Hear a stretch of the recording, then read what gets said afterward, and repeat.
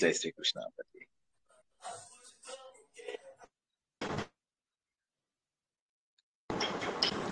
జై శ్రీకృష్ణ గురుగారు. జై శ్రీకృష్ణ. జై శ్రీకృష్ణ. జై శ్రీకృష్ణ.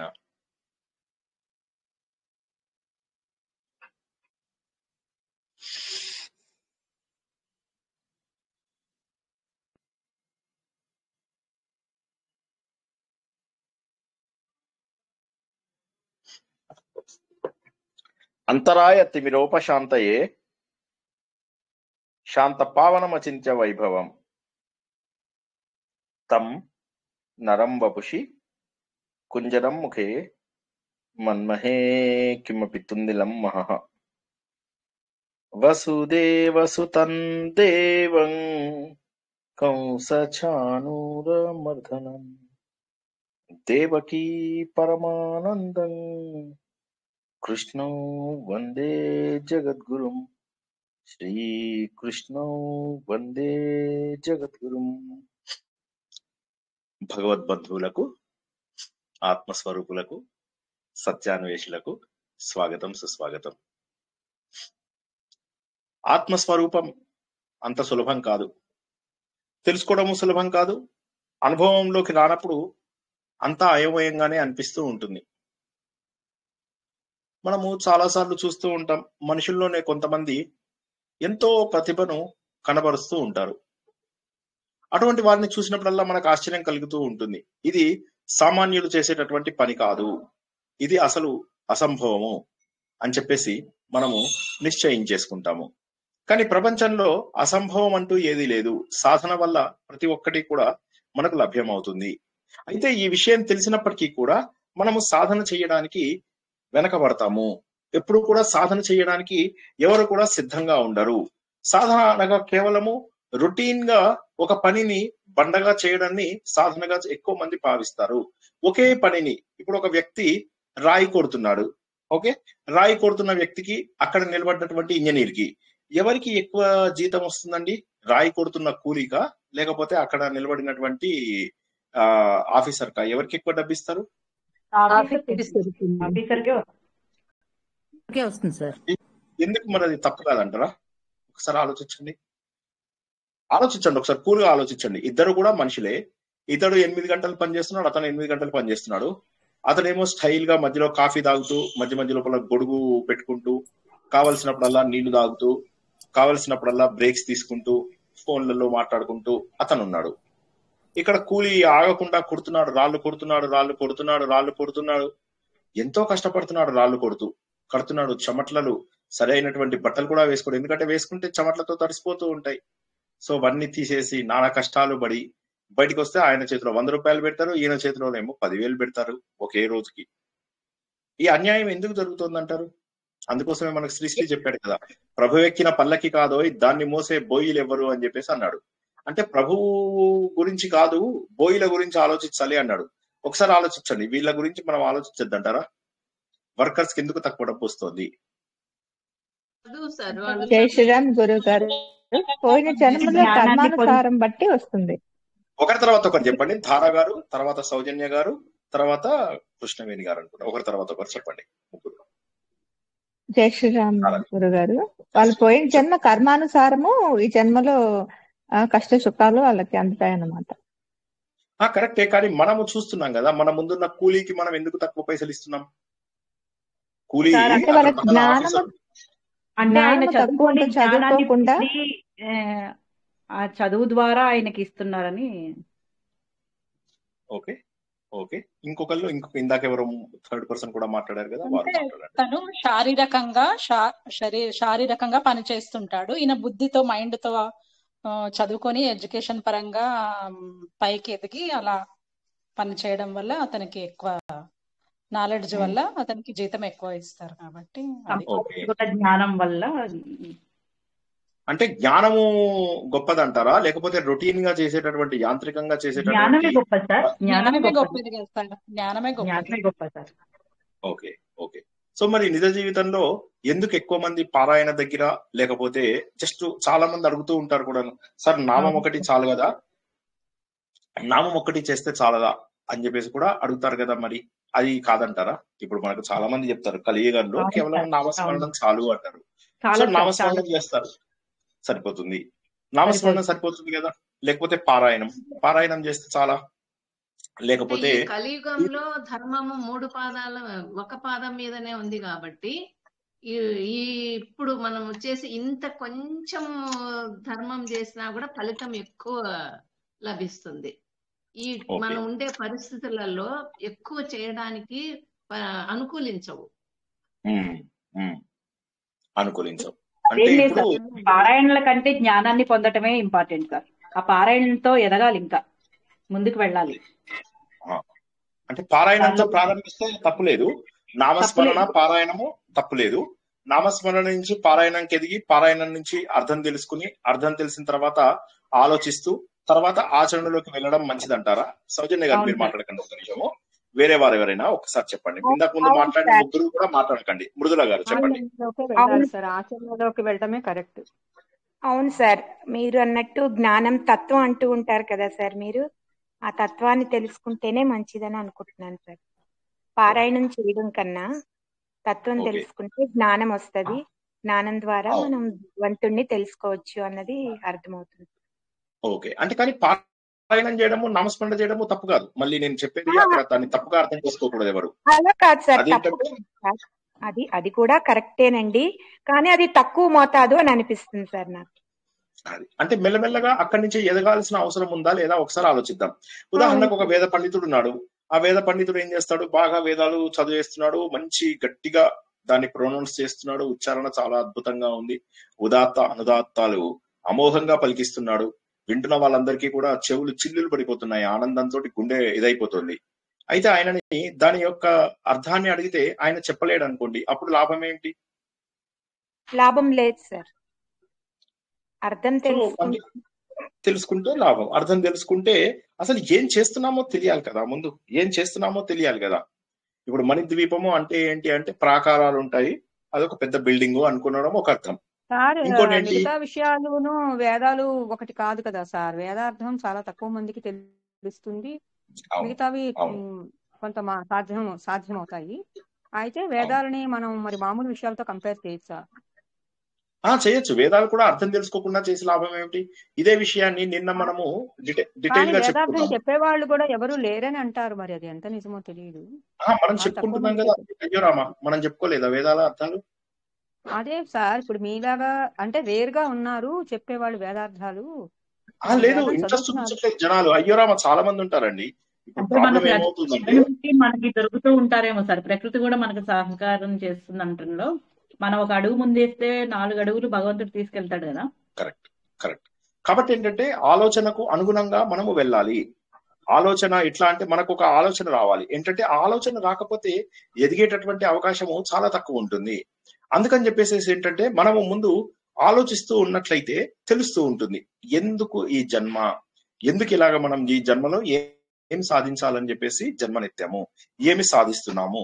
ఒకవేళ పిల్లల్ని కన్నాము, పిల్లల్ని పెంచాము, పిల్లలు పెద్దవాళ్ళు అయ్యారు, పిల్లల బాధ్యతలు అయిపోయాయి, మనవాళ్ళు వచ్చారు, మనవాళ్ళని ఎత్తుకున్నాము, వీలైతే వాళ్ళకు కూడా పెళ్లిళ్ళు చేస్తాము, వీలైతే వాళ్ళకు కూడా మా ఇల్లు అవి కొని కట్టిస్తాము, ఆ తర్వాత మనం చనిపోతాము. ఇప్పుడు ఇందు లోపల జీవిత లక్ష్యం ఏం సాధించినట్టు అంటారు? ఎవరైనా ఒక్కసారి చెప్పండి.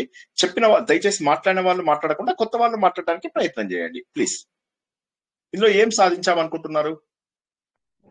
మాయలో పడకుండా చేసుకోవాలి సార్ మన జీవితం. ఫస్ట్ అదే కావాల్సింది, మన మాయ అనేది. అవును అది కరెక్ట్, అవును అది కరెక్టే. ఇప్పుడు నేననేది వీళ్ళు ఏం చెప్పండి మేడం, చెప్పండి. సాధించలేదు. జంతువులకి మనకి తేడా లేనట్టే అయింది సార్. ఏదో ప్రారంభం అంటే మిగతా జీవుల్లాగే మనం అయినట్టు అయ్యాం. మన మానవ శరీరం ఎత్తి మనకి మానవ జన్మ వచ్చినందుకు మనం సార్థకం చేసుకోలేదు. రొటీన్ వాటిల్లో పెట్టేసుకున్నాము, మళ్ళీ వెళ్ళిపోయాం అంతే. మళ్ళీ ఇంకెప్పుడు వస్తుందో ఈ జన్మ అన్నది కూడా తెలియదు.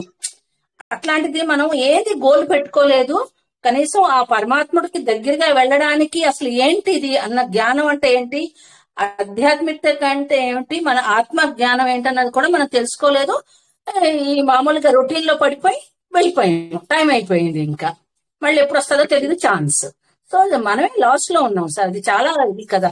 అట్లీస్ట్ రైట్ ఇప్పుడు ఏంటి అనేది మేము తెలుసుకుంటున్నాం, అందులో ఎంత ఇంప్లిమెంట్ చేయగలుగుతున్నాం అన్నది కొంచెం డిఫరెంట్. అంటే అది మళ్ళీ మన పర్సనల్ దీన్ని బట్టి ఉంది. అట్లీస్ట్ ఆ అవేకనింగ్ ఉంది, అవేర్నెస్ ఉంది, that we have to look beyond అన్నది. అది సార్ నా ఓకే ఒపీనియన్. షూర్. అనురాధ గారు చెప్పండి. సార్ సుధా మ్యామ్ చెప్పినట్టు మన నేను అంటే ఏంటో తెలుసుకోకుండా మళ్ళీ ఆ జీవిత చక్రంలోనే పడినట్టు సార్. ఓకే ఓకే ఓకే అంటే అలా అంటే అంటే సార్ దానివల్ల ఇప్పుడు నష్టం ఏమిటి? ఇప్పుడు సార్ చాలా నష్టం మందికి ఏముంది? అసలు ఇలాంటి ఒక లైన్ ఉందని కూడా తెలియని వాళ్ళు చాలా మంది ఉంటారు సార్. 60-70% ఇలా ఓకే ఒక నేను అహం అదే అదే చైతన్యము శరీరము రెండు, శరీరమే నిజం అనుకుంటూ చైతన్యాన్ని తెలుసుకోలేక దాని సాధన చెయ్యలేక ఈ జీవితాన్ని చాలా వేస్ట్ చేసుకునే వాళ్ళే ఎక్కువ మంది ఉంటారు. ఇలాంటి ఒక లైన్ ఉందని కూడా ఎవరు ఆలోచించరు.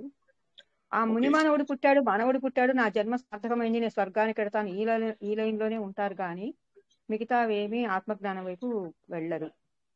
ఓకే ఒక వ్యక్తికి తెలియదు అనుకుందాం. ఇప్పుడు మీరు చెప్పినట్టుగా ఒక వ్యక్తికి ఇవి తెలియదు అనుకుందాం. ఓకే ఒక సార్ వ్యక్తికి నాకు అనిపిస్తుంది సార్, జై శ్రీకృష్ణ సార్, నాకు అనిపిస్తుంది తెలుసు సార్, అయినా కానీ ఒకసారి అవివేకంలో పడి, ఎందుకంటే ఇప్పుడు ఎవరైనా చనిపోయినాక ఎక్కడికి పోతాం అనేది ఎవరికి తెలియదు, అది అందరికీ తెలిసిన విషయమే సార్. కానీ అవివేకంతో ముందుకు పోకోకుండా ఉంటారేమో అని అనిపిస్తుంది సార్ నాకైతే. అదే మేడం, అవివేకమే తెలియనితనము. అదే నేను చెప్పేది, అవివేకంతోనే కరెక్ట్. తెలుసుకోలేదు. అవును కరెక్ట్. ఇప్పుడు మీరు అందరూ చెప్పినవి కూడా కరెక్టే. అయితే ఇక్కడ మనము ఒక విషయాన్ని జాగ్రత్తగా ఉంచుకోవాలి. ఏంటంటే ఉదాహరణకి నేను ఒక రామనామం మనస్ఫూర్తిగా చేశాను, గుండెల నిండా జీవితాంతం అదే చేశాను. దానివల్ల నాకు పుణ్యం వచ్చింది. ఓకే పుణ్యం రావడం వల్ల నాకేమవుతుంది? మోక్షం వస్తుందా? సార్ మోక్షం రాదు సార్, ఉన్నత జన్మ రాదు వస్తుంది. సార్, మళ్ళీ ఇంతకన్నా బెటర్ లైఫ్ వస్తుంది సార్, బెటర్ లైఫ్ ఇంతకన్నా గాను మంచి అలాంటి లైఫ్ లైఫ్ గాను వస్తుంది. వస్తుంది. ఓకే శ్రీకృష్ణ అప్పుడు సార్. జై శ్రీకృష్ణ. ఎవరో కొత్త కళ్యాణి గారు చెప్పండి అమ్మా. ఏం లేదు సార్, మీరు అన్నారు కదా మనం పిల్లలు పుడతాము, వాళ్ళకి సంపాదించి పెడతాము, చనిపోతాము, ఏం నేర్చుకుంటాం అంటే, నేను అనుకుంటా అంతర్లీనంగా మనము కొన్ని క్వాలిటీస్ వస్తాయి. ఒక సహనం వస్తుంది, ఒక ప్రేమ వస్తుంది, ఇవన్నీ దైవిక లక్షణాలన్నీ అంటే మన పిల్లలకు మనం నేర్పించాలి కదా. అంటే లైఫ్ లెసన్స్ నేర్చుకోవడానికి ఈ అంటే ఒక నాటక రంగంలో ఈ లైఫ్ లెసన్స్ మనం నేర్చుకుంటాము అని నాకు అనిపించింది సార్. అండ్ మీరు చెప్పినట్టు ఈ అసుర లక్షణాలు తగ్గించుకొని ఈ లక్షణాలు పెంచుకుంటాము. ఎందుకంటే మనము మన పిల్లలకు మోడల్ గా ఉండాలి అంటే మనం నేర్చుకుంటాము. సో ఇది అనుకుంటున్నాను సార్. ఓకే అంటే అంటే ఇప్పుడు మీరు కరెక్ట్, మీరు చెప్పింది నేను ఖండించడం లేదు. ఇప్పుడు మీరు అన్ని చెప్పిన దాన్ని చిన్నగా అందరూ చెప్పిన దాన్ని సమ్మరీ చెప్తాను.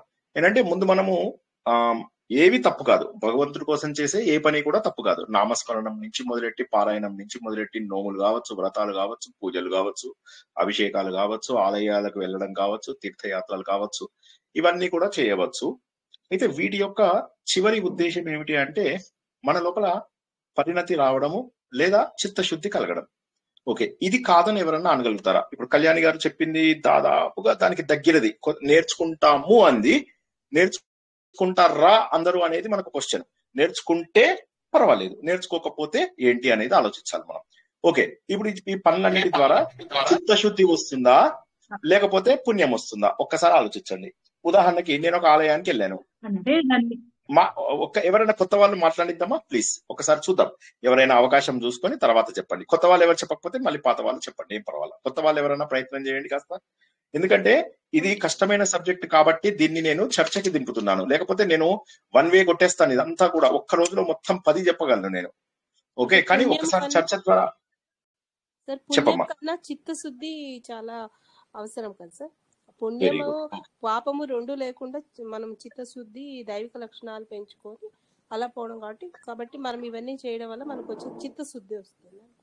చిత్తశుద్ధి రావాలి అంటే వస్తుంది అని చెప్పలేము. మళ్ళీ వస్తుంది అంటే ఎలా చెప్పగలం? ఇప్పుడు మీరు ఉదాహరణకి పరకామణికి వెళ్తారు మన వాళ్ళు. ఈ మధ్య పరకామణి లోపల ఘోరాతి ఘోరాలు జరిగాయి అని చెప్పేసి తిరుపతి లోపల తెలిసింది. ఓకే తర్వాత అదే విధంగా ఈ భగవంతుడి నగలలో వాటిల్లో వీటిల్లో అత్యంత ఘోరంగా డబ్బులు తీసేసుకున్నారు. ఎన్నో నగలు ఇప్పుడు డూప్లికేట్సే ఉన్నాయి అని చెప్పి చెప్పుకున్నారు. తర్వాత సేవ కోసం వెళ్ళినటువంటి గుంపులలో నేను టీం లీడర్ని, నువ్వు ఇది అలా అని చెప్పేసి కొట్లాడుకుని వాళ్ళలో వాళ్ళు కొట్లాడుకుంటూ వాళ్ళలో వాళ్ళు గొడవలు పడుతూ ఆ దర్శనాల కోసం ఎగబడుతూ ఇలా చేస్తున్న వాళ్ళు ఉన్నారా? భగవంతుడి సేవ కోసం, తిరుపతి సేవ కోసం వెళ్తున్న వాళ్ళలో, లేకపోతే మనస్ఫూర్తిగా చేస్తున్న వాళ్ళు ఉన్నారా? పర్సంటేజ్ మనస్ఫూర్తిగా చేసేవాళ్ళు చాలా తక్కువ మంది సార్. మేము వెళ్ళాం, మేము సేవకి వెళ్ళామని చేసుకునే వాళ్ళే ఎక్కువ. వీళ్ళకి పుణ్యము పాపము వచ్చేదానికన్నా మళ్ళీ బెటర్ జన్మ వస్తుంది, జన్మ మరణాల్లోనే ఉంటారు వీళ్ళు. అంతకు మించి ఎక్కడికి పోరు. ముందు చూపు అనేది లేదు, ఆలోచన లేదు. మనం మోక్షం వైపు వెళ్ళాలనే దానికన్నా ఏదో షో కోసం చేయటం, మేము పూజ చేసాం, మేము ఇచ్చేసాం అనే దానికే ఎక్కువ. ఓకే, ఇంకెవరైనా డిఫరెంట్ గా చెప్పగలరా? బాగా చెప్పారు మణి గారు. ఇంకెవరైనా చెప్పగలరా మీ అనుభవాలు, మీరు అలా వెళ్ళినప్పుడు వచ్చిన అనుభవాలు? అంటే మన చుట్టుపక్కల ఎంతో మంది కష్టపడుతూ ఉంటారు. వాళ్ళని వదిలేసి తిరుపతిలో సేవకి వెళ్ళడం కంటే ఇక్కడ ఉన్న వాళ్ళకి హెల్ప్ చేయడం అనేది కరెక్ట్ అనిపిస్తుంది. ఇంట్లో వాళ్ళకంటే మన బాధ్యత, కానీ చుట్టుపక్కల వాళ్ళకైనా అంత అక్కడికే వెళ్ళి మేము వెళ్ళొచ్చాము, మాకు కాల్ వచ్చింది ఇట్లా చెప్పుకునే వాళ్ళు ఎక్కువ ఉన్నారు. అక్కడ ఎవరైనా వెళ్ళగలరు, చేయగలరు. ఇక్కడ చూసుకునే వాళ్ళు చాలా కష్టపడే వాళ్ళు ఉంటారు, వాళ్ళని పట్టించుకోలేని వాళ్ళు చాలా మందికి. అర్థమైంది మీ పాయింట్. ఇంకెవరైనా కొత్త యాంగిల్ చెప్పగలరా? ఇంకెవరైనా కొత్త యాంగిల్ చెప్పగలరా? ఇప్పుడు అక్కడికి వెళ్ళిన వాళ్ళు, అక్కడికి వెళ్ళైనా సరే, ఒక్క నిమిషం, అక్కడికి వెళ్ళైనా సరే మనస్ఫూర్తిగా భగవంతుడి సేవలో ఎంతమంది ఉండవచ్చు అనేది ఒక దానికి ఎవరైనా జవాబు చెప్పండి. మళ్ళీ ఒకసారి చెప్తున్నాను, ఆ ప్రశ్నని విని తర్వాత జవాబు చెప్పండి. భగవంతుడి దగ్గరికి వెళ్ళారు. తిరుపతి అంటే అందరికీ కూడా తెలుసు, అక్కడ భగవంతుడి యొక్క శక్తి ఎక్కువగా ప్రకటితం అవుతుంది అని అనుకుంటాం. సో కాబట్టి అక్కడ ఉన్నటువంటి శక్తి, మనం అక్కడికి వెళ్తాము, నిజంగా కూడా భగవంతుడితో మమేకమైపోయి, దేవుడా నాకు ఈ అవకాశం వచ్చింది, నేను నీ సేవ లోపల తరించిపోతాను, నాకు ఇంకా ఫ్యామిలీ వద్దు, పిల్లలు వద్దు, భర్త వద్దు, ఓకే నాకు ఏది వద్దు, నీ దర్శన భాగ్యం చాలు అని చెప్పేసి ఏడ్ చేస్తూ అలా మనస్ఫూర్తిగా చేసే వాళ్ళ సంఖ్య ఎంత ఉండవచ్చు అంటారు పర్సంటేజ్ వైజ్? ఎవరైనా చెప్పండి. అంటే సునంద గారు సత్యప్రభ గారు ఒకరి తర్వాత ఒకరు, సునంద గారు సత్యప్రభ గారు ఒకరి తర్వాత ఒకరు, సునంద గారు సత్యప్రభ గారు ఒకరి తర్వాత ఒకరు. 1% కూడా ఉండరండి, 1% కూడా లేదు. నేను చాలా సార్లు వెళ్ళానండి, 1% కూడా లేరు.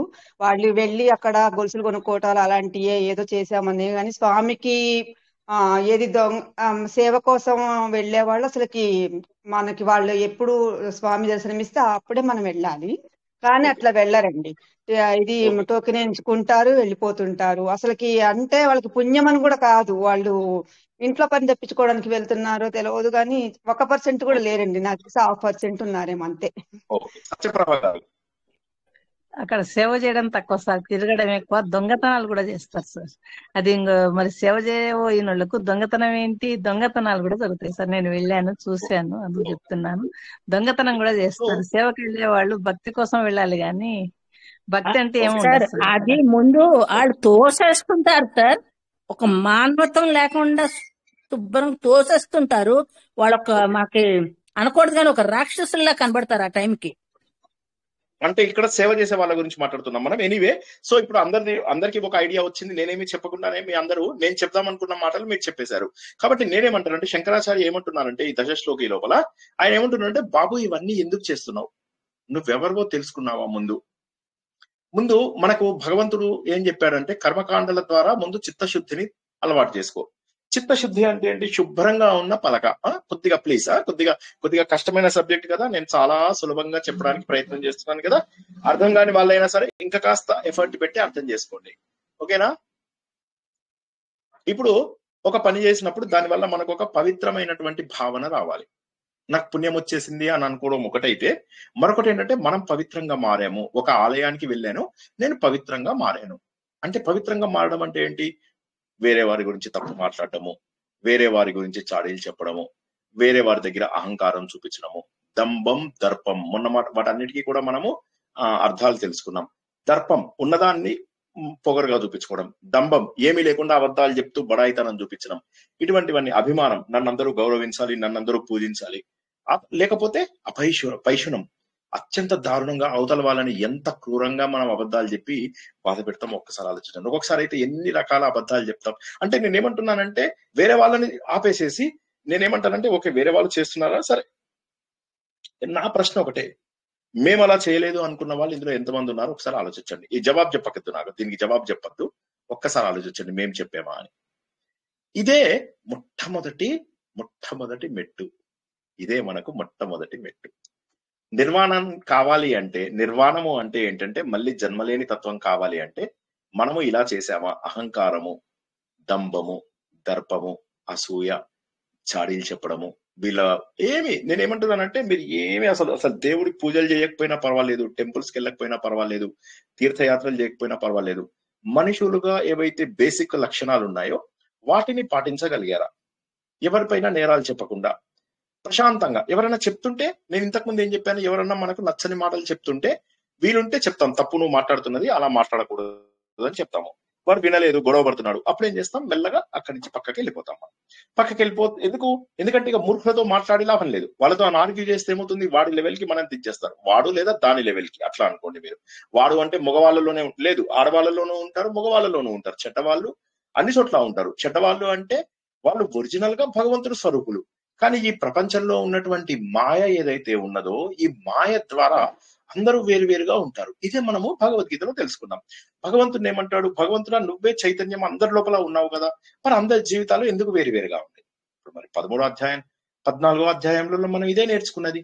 ఎందుకు మరి అందరి జీవితాలు ఇలా ఉన్నాయి, ఎందుకు నా కర్మ ఇలా కాలింది అంటే దానికి భగవంతుడు ఏమని జవాబు చెప్పాడు? నాయనా, ఇలా ఉండడానికి కారణం ఏంటంటే నీ లోపల ఉన్న సాత్విక, రాజసిక, తామసిక గుణాలని నువ్వే మార్చుకోగలవు. నువ్వు చైతన్యం, నువ్వు ఎలక్ట్రిసిటీ ఉంది. ఆ ఎలక్ట్రిసిటీ ఉన్నప్పుడు ఏమైంది? ఇప్పుడు ఒక చిన్న మాట చెప్తాను, కొద్దిగా అర్థం చేసుకోవడానికి ట్రై చేయండి.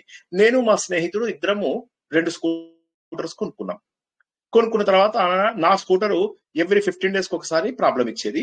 మా ఫ్రెండ్ స్కూటరు మాత్రము 15 ఏళ్ల తర్వాత, అంటే రిజిస్ట్రేషన్ 15 ఏళ్ల తర్వాత మళ్ళీ మార్చుకోవాల్సి వస్తుంది అనమాట. అప్పటికి కూడా చాలా తక్కువ ప్రాబ్లమ్స్ ఇచ్చి చాలా అద్భుతంగా మెయింటైన్ అయ్యి ఇంకా కూడా కొత్త బండిలాగా ఉంది. ఈ రెండింటికి కారణం ఏంటంటారు? ఎవరన్నా మాట్లాడని వాళ్ళు మాత్రమే దయచేసి మాట్లాడి చెప్పండి.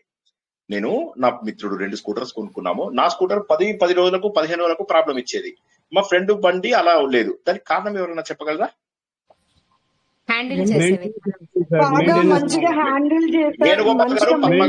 వేణుగోపాల్ గారు, పద్మ గారు, అనురాధ గారు, ఒకరి తర్వాత ఒకరు. వేణుగోపాల్ గారు. మెయింటెనెన్స్ బాగా శుద్ధిగా చేసుకొని ఆయిల్ వేసుకుంటూ బాగా శ్రద్ధగా తుడుచుకుంటూ ఉండాలి. దాన్ని కొత్తగా ఉండాలి. అది మనం చేసుకునే దాంట్లో ఉంది శ్రద్ధగా చేసుకోవాలి.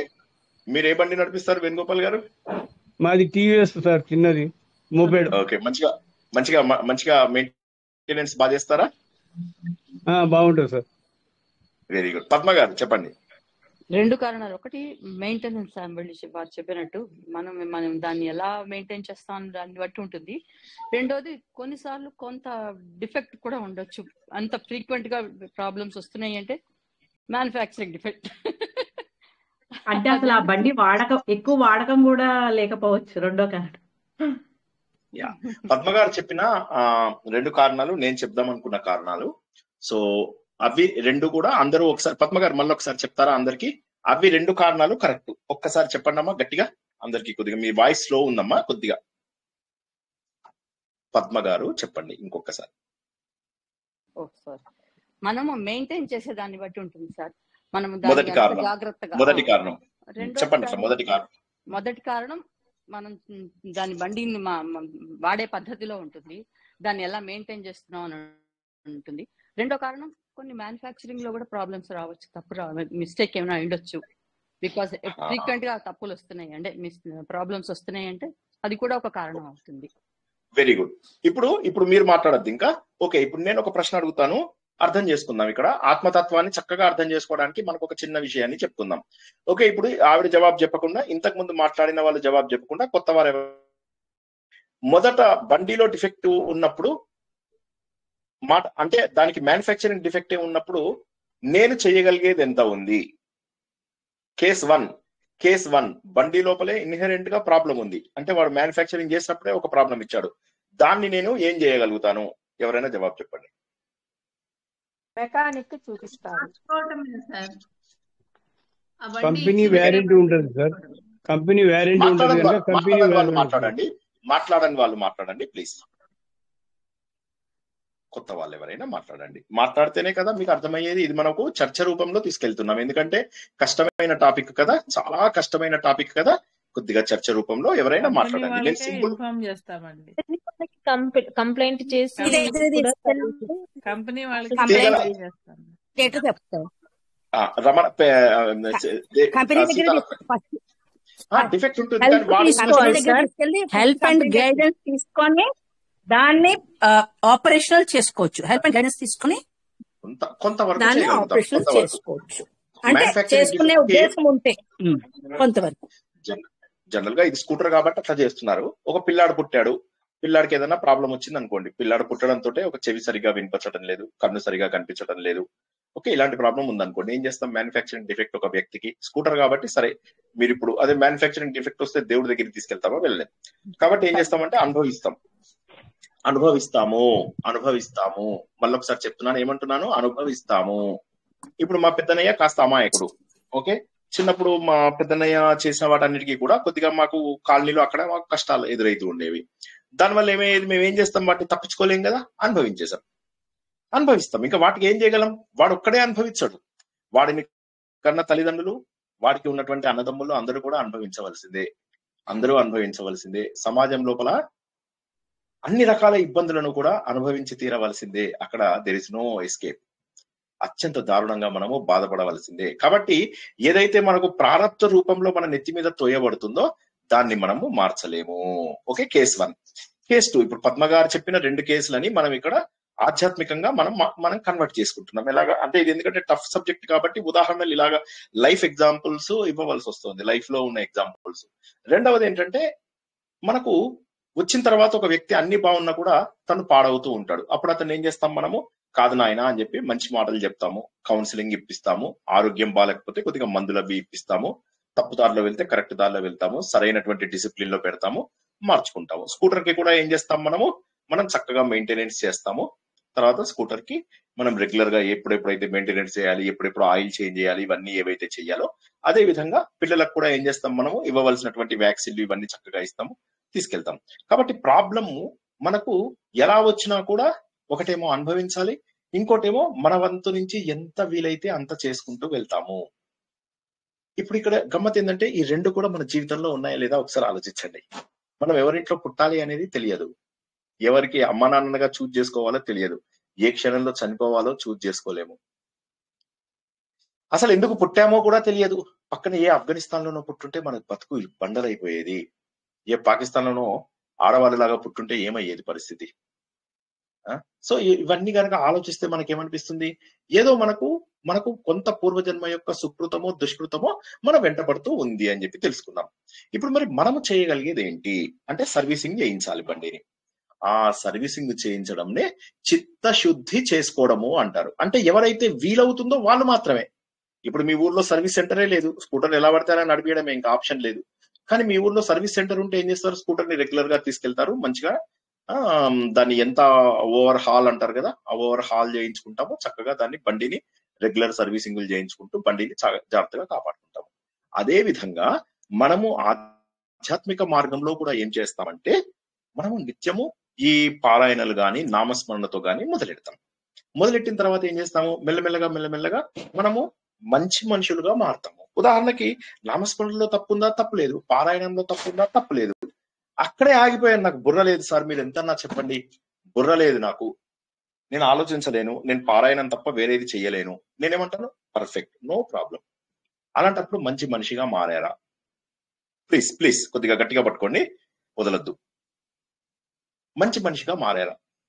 మంచి మనిషిగా మారడం అంటే ఏంటి సార్ మాకు తెలియదు. హంగు ఆర్భాటాన్ని వీటన్నిటికీ దూరంగా ఉన్నారా? హంగు ఆర్భాటానికి దూరంగా ఉండి మంచి మనుషులుగా మారితే చాలా అయిపోయింది. ఇది కొత్తలో మనకు ఒకరు ఆల్రెడీ ఇవాళ మన టాపిక్ లోపల చెప్పారు కూడా, కళ్యాణి గారు ఎవరో అన్నారు కూడా, ఏంటంటే ముందు మనము మంచి మనుషులుగా మారితే చాలు. సో కానీ ఏమవుతుందంటే, అవి చేస్తూ కూడా మనము హంగు ఆర్భాటము హడావిడి చేస్తున్నాం. బుద్ధి ఉపయోగించగలిగినటువంటి అవసరం ఉన్నప్పటికీ కూడా ఉపయోగించడం లేదు. సో అందుకోసం అని చెప్పేసి ఇక్కడ మనకు ఈయన శంకరాచార్య ఏమంటాడంటే, వీలు ఉన్నంత వరకు బుద్ధిని ముందు ఉపయోగించు. ఆలోచన ద్వారా గతంలో ఏం చేశావు, పూర్వ జన్మలలో ఏం చేశావు, కొన్ని కోట్ల జన్మల పాటు పాపాలు పుణ్యాలు అన్ని మూట మోసుకుని వెళ్తున్నావు. ఇప్పుడు ఆ మూట దింపే అవకాశం లేదు. ఇప్పుడు ఏం చేయాలంటే, ఈ జన్మలో ఇచ్చింది అనుభవించాలి, కానీ ఈ జన్మలో అనుభవిస్తూనే చెయ్యవలసినటువంటి నీ పనిని అద్భుతంగా చేసుకోగలవు. ఏం చేసుకోగలవు? అంటే సరైనటువంటి సాధన. ఈ సాధన 2 రకాలు. ఒకటేమో పుణ్యం తెప్పించే సాధన, పుణ్యం ద్వారా మంచివాడుగా కూడా మారే అవకాశం. రెండవది అసలు జన్మని కూడా నేను దాటే అవకాశం. అంటే ఇక నాకు జన్మ రాదు. మళ్ళీ ఒకసారి చెప్తున్నా, 2 అవకాశాలు ఉన్నాయి. ఇదేంటి, ఉన్న కర్మ అనుభవిస్తూనే ప్రారంధం ఒక ప్రారంధం ఉంటుంది, మనకు 50% ప్రారంధం ఉంటుంది, అది తప్పదు, ఇంకా అదేమడు మనం చేయలేడు. ఒకవైపు ఏమైతుందంటే మన జీవితాన్ని మనం మార్చుకునే అవకాశం ఉంది. ఒకటేమో పుణ్యం సాధించుకోవడము, మంచి మనుషులుగా మారడము, ఇది మొదటిది. రెండవది ఏంటంటే మోక్ష సాధన. ఒక్కసారి ఈ లాస్ట్ పాయింట్స్ అర్థం కాని వాళ్ళు ఎవరైనా చెప్పండి ఒకసారి. కేవలం లాస్ట్ అర్థం కాని వాళ్ళు మాత్రమే చెప్పండి. మొహమాట పడద్దు, సిగ్గుపడద్దు.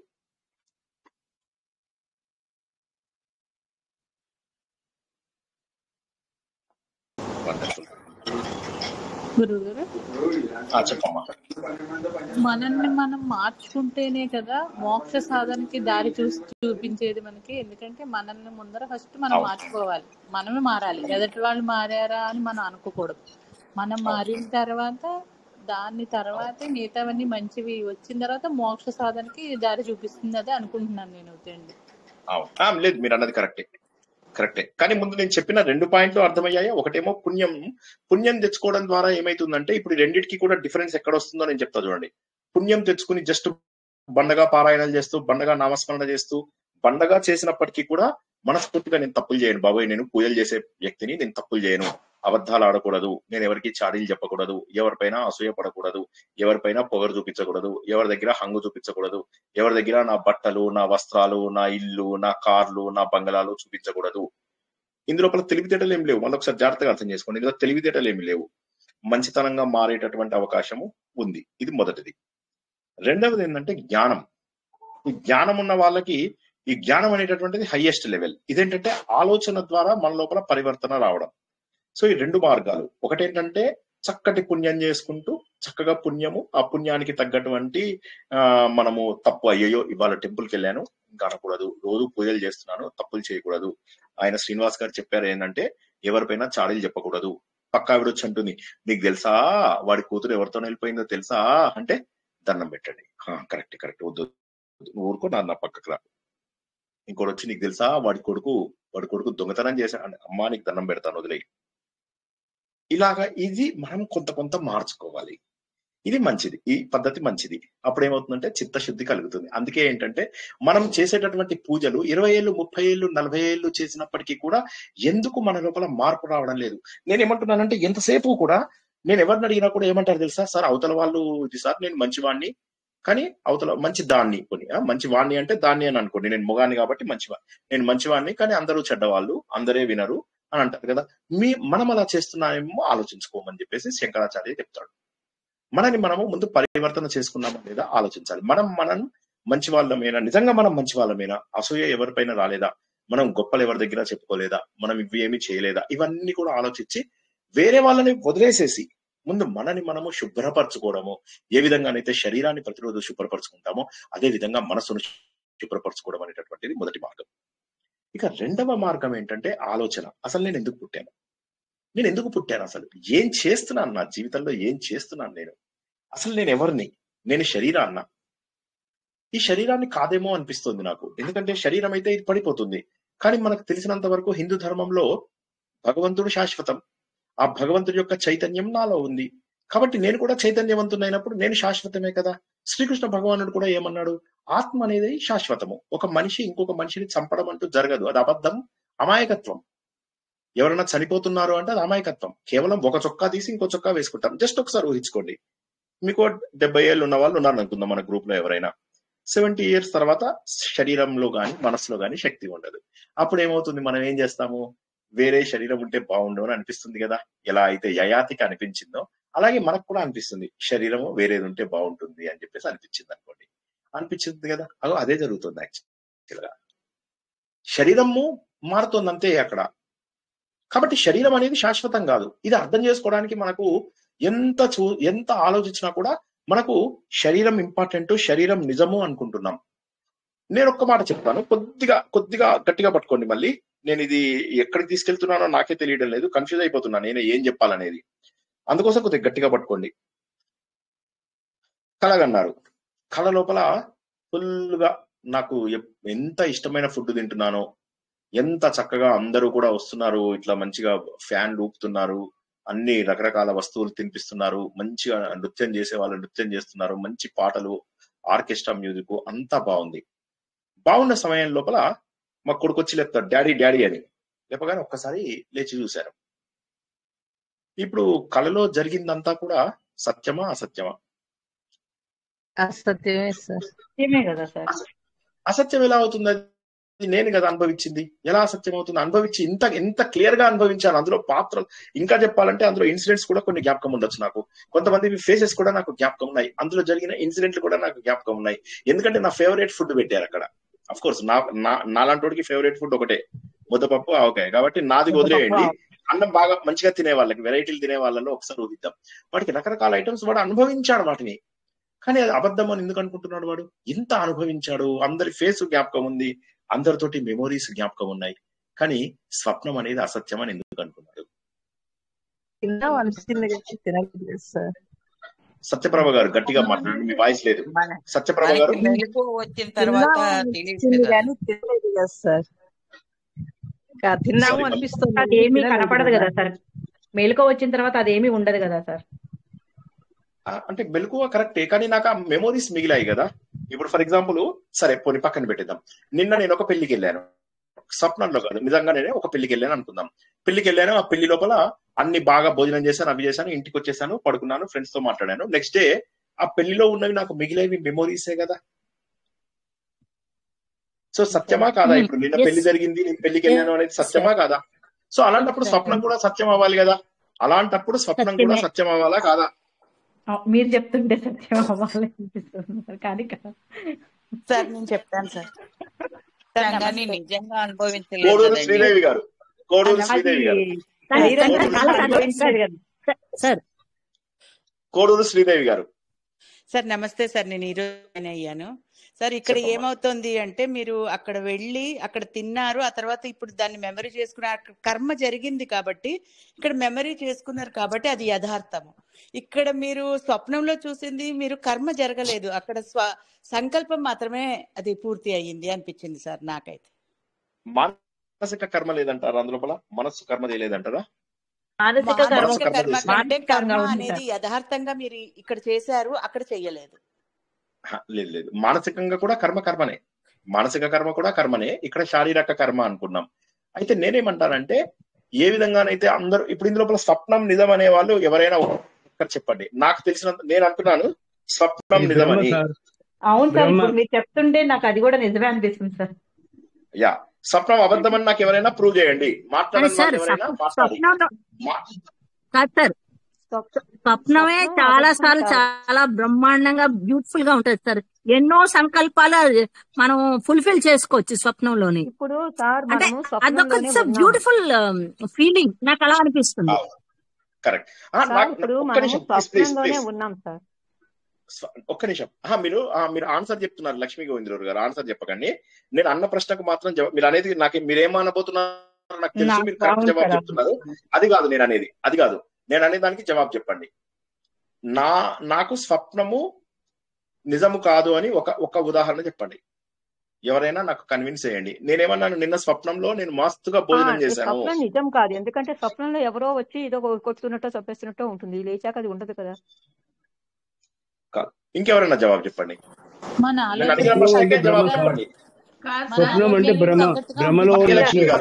భాగ్యలక్ష్మి గారు మాట్లాడని వాళ్ళకి ఎక్కువ అవకాశం ఇద్దాం మనము. భాగ్యలక్ష్మి గారు చెప్పండి. మీరు యాక్చువల్ గా అనుభవించి వచ్చినారు కదా అక్కడ ఫంక్షన్ లో, అదే ఆలోచనలతో నిద్రపోయినారు కాబట్టి మీకు అవి స్వప్నంలో కనిపించినాయి. రెండు వేరు ఇన్సిడెంట్స్. నాకు ఒకటే చెప్పండి, స్వప్నము నిజం కాదని ఎందుకు అంటున్నారు? నాకు ఒక్క మాట ఎవరు జవాబు చెప్పలేకపోతున్నారు. స్వప్నం నిజం కాదని ఎందుకు అంటున్నారు? అది అనుభవించింది మృదుల గారు చెప్పండి. మృదుల గారు చెప్పండి.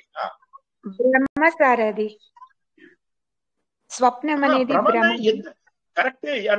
నాకు మీరు ప్రూవ్ చేయడం లేదు, నాకు ఎవరు ప్రూవ్ చేయడం లేదు. రాధిక అల్లాది గారు చెప్పండి. మనం నిద్రపోయిన మన మనసు పరిపరి విధాలా పోతుంది. హలో బండారు గారు చెప్పండి. హలో, చెప్పండి సార్. ఇప్పుడు స్వప్నంలో నేను చనిపోయానని నాకు వచ్చింది కళ. ఇప్పుడు నేను మేలుకున్న తర్వాత బతికే ఉన్నాను కదా మరి. ఓకే ఓకే, కొంత అంటే కొంత సార్ కొంత లాజిక్ ఒకటి ఉంది. ఇప్పుడు ఒక్క నిమిషం మేలు హరిప్రియ చెప్పండి. అంటే మీరు మేలుకుంటే అది అయిపోతుంది కదా. ఆ waking up. మీరు అడిగేది మేలుకోక ముందు విషయమే అడుగుతున్నారు కదా. మేలుకున్న తర్వాత ఏమవుతుందో అది తర్వాత సంగతి. స్వప్నం అనేది నిజంగా కాదా అని అడుగుతున్నారు అంతవరకు. సార్ మేల్కొని ఇప్పుడు దొంగ వచ్చాడు సార్, కళ్ళలోకి దొంగ వచ్చాడు సార్. సూర్యశ్రీ గారు, పద్మావతి గారు ఒకరి తర్వాత ఒకరు చెప్పండి. కళ్ళు మూసుకుని చేసిందంతా అబద్ధము, కళ్ళు తెరిస్తే నిజము. ఓకేనండి. సూర్యశ్రీ గారు చెప్పండి. జయశ్రీ కృష్ణ సార్, స్వప్నంలో మనసు అక్కడ పనిచేస్తుంది. స్వప్నంలో మనసు పనిచేస్తుంది. జరగబోయేది మనకి హింట్ ఇచ్చినట్టు. అది తప్పమా? జరగబోయేది హింట్ కాదు, అది అబద్ధము. ఆ మాట ప్రస్తుతానికి మనకు లేదు. ఇప్పుడు మనము చల్లగారు అది తప్పండి. బట్ ఓకే, అది మీరు ఒక యాంగిల్ ఇచ్చారు, దానికి సంతోషము. బట్ అది స్వప్నావస్థ జాగ్రత్త అవస్థ అని రెండు అంటారు కదండి. స్వప్నావస్థ జాగ్రత్త అవస్థ అని. అవును, మనసు పనిచేస్తుంది కదా సార్ స్వప్నంలో. స్వప్నంలో మనసు పనిచేస్తుంది, జాగ్రత్తావస్థలో మనస్సు శరీరం అన్ని పనిచేస్తున్నాయి. That is the only difference. కానీ నేను అడిగే ప్రశ్న ఏంటంటే, స్వప్నాన్ని నిజం కాదని ఎందుకు అంటున్నారు? ఒక చిన్న జవాబు ఆయన బందర్ గారు చెప్పారు. ఆయన ఏమన్నారు? నిద్రలో మన ఆలోచనలు సార్, అవన్నీ మన ఆలోచనలు సార్. కనిపించేది నిజంగా అది సూక్ష్మ శరీరం తోటి, ఇది ఈ శరీరం సూక్ష్మ స్థూల శరీరంతో సూక్ష్మ శరీరంతో అనుభవించాం. ఓకే, ఇప్పుడు జవాబు చెప్తా చూడండి. ఒక్క నిమిషం ప్లీజ్. అంటే ఇది ఉట్టి మీ మనోమయంతో మాత్రమే పర్సీవ్ చేసుకుంటున్న subjective illusion. But when you're awake ఒక్క మనోమయ కాదు, అన్ని ఆర్ ఇన్ యాక్షన్, రైట్?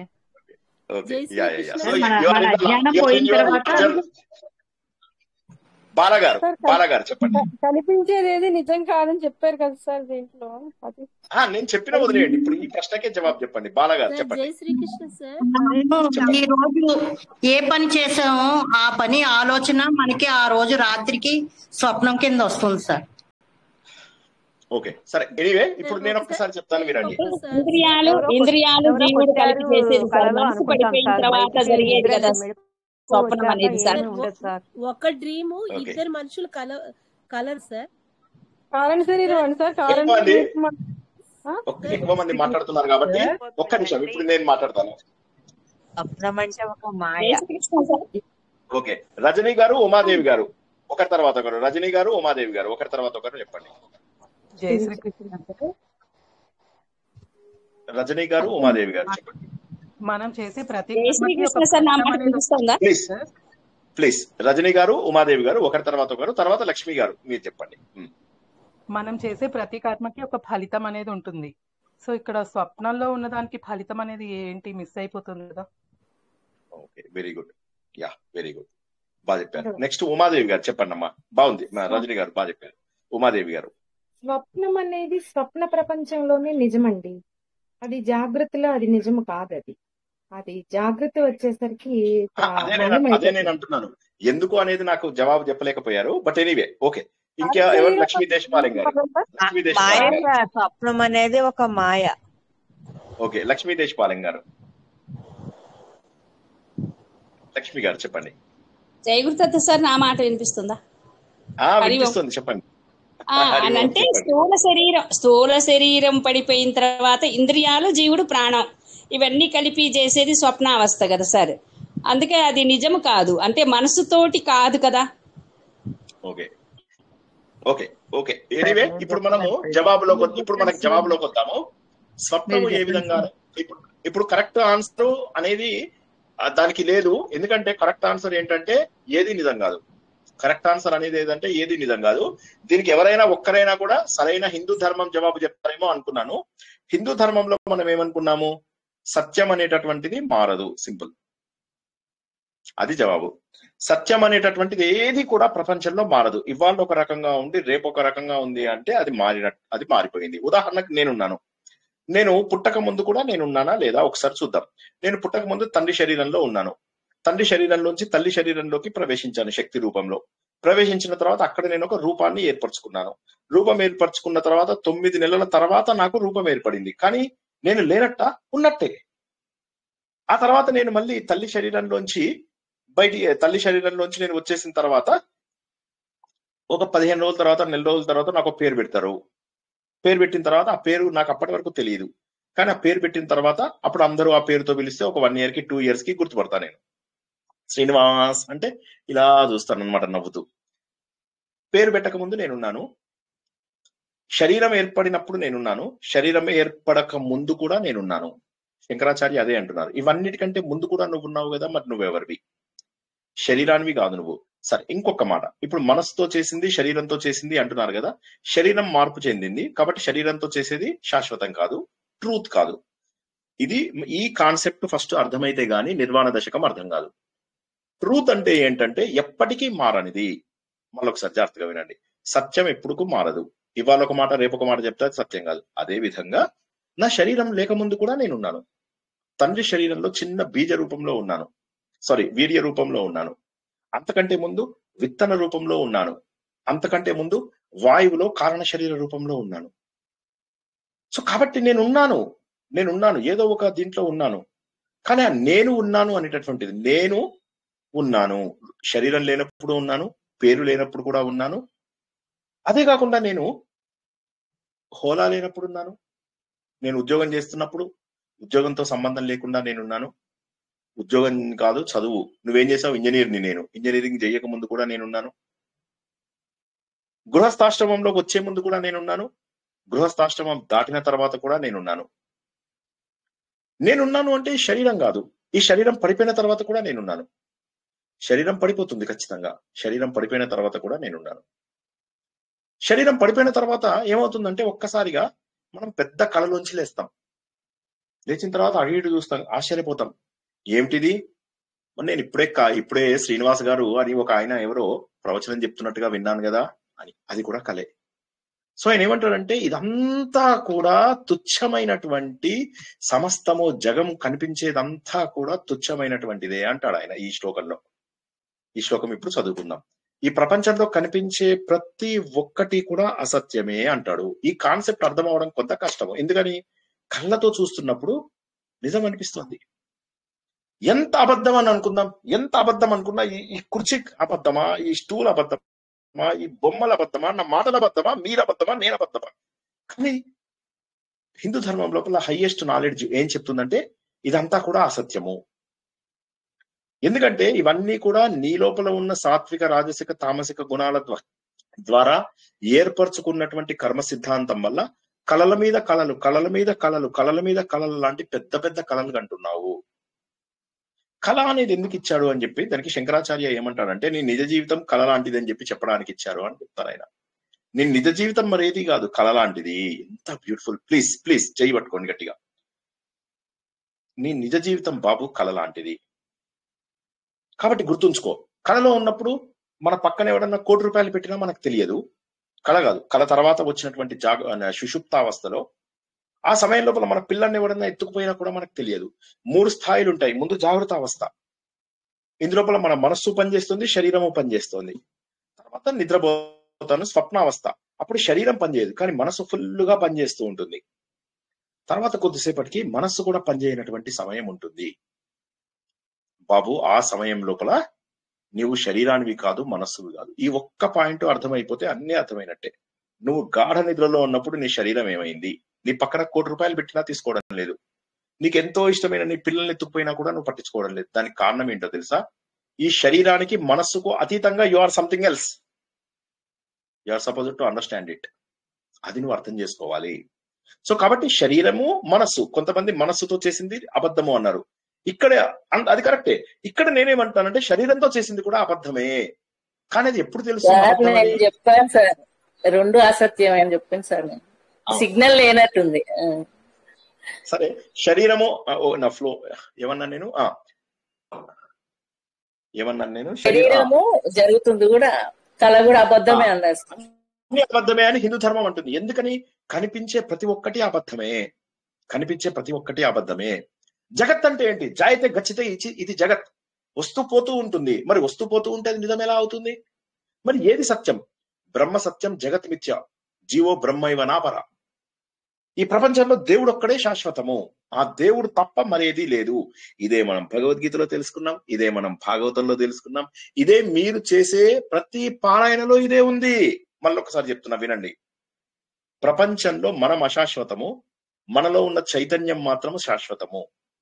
ఇది మనము భాగవతం చదివినా అదే, దేవి భాగవతం చదివినా అదే, మణిద్వీపం చదివినా అదే, భగవద్గీత చదివినా అదే.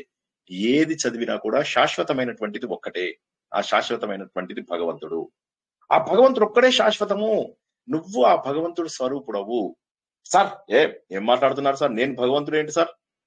మరి భగవంతుడు ఏమన్నాడు భగవద్గీతలో? మమైవాంశో జీవలోకే జీవభూత సనాతన మనస్థానింద్రియాని ప్రకృతి స్థాని కర్షతి. మీరందరూ నా అంశనే. కానీ ప్రాబ్లం ఏమైతుందంటే మీకు గుర్తించలేకపోతున్నారు. ఈ సాత్విక, రాజసిక, తామసిక గుణాలు మీకు మాయలాగా కళ్ళు బయర్లు గమ్మేసి కళ్ళు తెలియడం లేదు. మీకు తెలియకుండా ఏమైందంటే మీరు ఇదంతా నిజం అనుకుంటున్నారు, ఈ ప్రపంచంలో కనిపించేదంతా నిజం అనుకుంటున్నారు. అంతటా వ్యాపించి ఉన్నటువంటిది నా చైతన్యమే. మీరేమనుకుంటున్నారు? ఇది గుర్తించట్లేదు. ఒక తెర మీద ఒక లైట్ పడుతోంది, పడితే మనం ఏంటది లైట్ వల్ల తెలుస్తుంది మనకు. తెర నడిపించింది, తెర కనిపించగానే తెర మీద మనకు సినిమా వస్తుంది. ఆ సినిమా అంతా చూస్తూ ఏడుస్తూ ఉన్నా. నేనైతే సినిమాలు చూసి ఏం ఏడుస్తా తెలుసా? అసలు ఫుల్గా ఏడుస్తా. అసలు మా హీరోకి దెబ్బలు తగిలితే అసలు ఊరుకునేదే లేదు, అంత ఏడుస్తా. హీరోయిన్ కి ప్రాబ్లం వచ్చిందంటే ఎంత ఏడుస్తామో. సో ఎందుకు? ఇదంతా అసత్యం అని తెలుసు. కానీ ఒక్కసారి కనుక కరెంటు పోయింది అంటే అయిపోయింది, తెర పోయింది, ఏం పోయింది, అంతా పోయింది. సో అద్వైతం ఏం చెప్తుంది అంటే, ఈ దశశ్లోకి ఏం చెప్తుంది అంటే, ఇదంతా కూడా ఆ చైతన్యం, ఆ వెలుతురులో నీకు కనిపిస్తున్న భ్రమ అంతే. నువ్వు సినిమా చూస్తున్నావు అంతే. మరి నేనేం చేయాలి? సాధన అంటే నేనేం చేయాలి ఇప్పుడు? మరి మీరు ఇవన్నీ చెప్తున్నారు సాధన. బాబు సత్యాన్ని తెలుసుకో. ఏదైనా నువ్వు ఈ జన్మ నుంచి వేరే జన్మకు పట్టుకెళ్ళగలవా? ఏది పట్టుకెళ్ళలేం మనం. వస్తువులు ఇక్కడే ఉంటాయి, కార్లు ఇక్కడే ఉంటాయి, ఎంతో ప్రేమగా చూస్తున్న పిల్లలు ఇక్కడే ఉంటారు, అందరూ ఇక్కడే ఉంటారు. అండ్ వాళ్ళందరూ మనల్ని మర్చి కూడా పోతారు కొన్ని రోజుల లోపల. మరి అటువంటిది శాశ్వతం ఎలా అయింది? ఇదంతా కూడా చూసి మనం వీళ్ళ కోసం అన్ని శాశ్వతం లాగా చేస్తూ ఉంటాం. ఎంత కష్టపడతామో పిల్లల కోసము, ఎంత కష్టపడతామో బంధువుల కోసము, ఎంత కష్టపడతామో. వీళ్ళ మీద నేరాలు, వాళ్ళ మీద నేరాలు, వీళ్ళ మీద ప్రేమలు, వాళ్ళ మీద ప్రేమలు, రాగద్వేషాలు, ద్వంద్వాలు, ఇవన్నీ మనం జీవితంలో కొనసాగిస్తూ అసలు సత్యాన్ని మర్చిపోతున్నాం. ఏంటంటే బాబు మనలో ఉన్న చైతన్యాన్ని గుర్తించు, ఈ అడ్డదిడ్డమైనవన్నీ అవసరం లేదు. కాబట్టి నువ్వు ఎదగాలి. ఆలోచన, మరి ఆలోచన ఎక్కడి నుంచి ఎదుగుతుంది? పారాయణలు తప్ప తప్పు కాదు, నామస్మరణ తప్ప తప్పు కాదు. రామనామం ఏమంటారు? తారక మంత్రము అంటారు. తారక మంత్రం అంటే తరింపచేసే మంత్రము. తరింపజేయడం అంటే ఏంటి? ఇందులోంచి తరించడం అంటే దాటించడం. దేంట్లోంచి దాటించడము? సంసారంలోంచి దాటించడం. సంసారం అంటే ఏంటి? ఈ బంధములు ఏవైతే ఉన్నాయో ఈ బంధాలన్నీ అశాశ్వతాలు. ఒకవేళ శాశ్వతమైతే నా పిల్లలు నాతో పర్మనెంట్ గా ఉంటారు, నా అమ్మ నాన్న నాతో పర్మనెంట్ గా ఉంటారు, నా మిత్రులు నాతో పర్మనెంట్ గా ఉంటారు. శాశ్వతము అంటే మీనింగ్ ఏంటి? ఎప్పటికీ ఉండేది అని. మరి శాశ్వతంగా ఎందుకు లేదు? ఎందుకు నేను వీళ్ళని వదిలేసి వెళ్ళిపోవాల్సి వస్తుంది? మా నాన్నగారు నన్ను వదిలేసి ఎందుకు వెళ్ళిపోయారు అంటే శాశ్వతం కాదు. కానీ శాశ్వతమైనది నాలో ఒకటి ఉంది. అదేంటంటే నేను. ఉదాహరణకి నేను కారు కొనుక్కున్నాను, నేను బంగ్లా కొనుక్కున్నాను, నేను వస్తువులు కొనుక్కున్నాను, నేను సినిమా చూసి ఆనందపడ్డాను, నేను అన్నం తిని ఆనందపడ్డాను, నేను ఐస్ క్రీమ్ తిని ఆనందపడ్డాను, నేను పిల్లలతో మాట్లాడి ఆనందపడ్డాను. ఏదో నా లోపల కాన్స్టెంట్ గా ఉంది. ఏంటా కాన్స్టెంట్? నేను ఆనందపడ్డాను. మిగతావన్నీ మధ్యలో అవన్నీ తీసి పారేయండి. కాన్స్టెంట్ ఏంటంటే ఈ ఇన్ని స్టేట్మెంట్లలో ఒకటే ఒకటి కాన్స్టెంట్ ఏంటంటే నేను ఆనందపడ్డాను, నేను ఆనందపడ్డాను, నేను సినిమా చూసి ఆనందపడ్డాను, నేను అన్నం తిని ఆనందపడ్డాను, నేను సోఫాలో పడుకుని ఆనందపడ్డాను, నేను క్రికెట్ మ్యాచ్ లో గెలిచి, అఫ్ కోర్స్ 2 మ్యాచ్లు ఓడిపోయాం మనము ఉమెన్ వరల్డ్ కప్ లో, బట్ ఆనందపడ్డాను. సో నేను అనేటటువంటిది కాన్స్టెంట్ గా ఉంటుంది. ఆ నేను అనేది ఎవరు? ఆ నేను అనేదే భగవంతుడి యొక్క రూపము. ఆ నేను అనేటటువంటిదే చైతన్యము. ఆ నేను అనేటటువంటి దాన్ని గుర్తుంచుకో.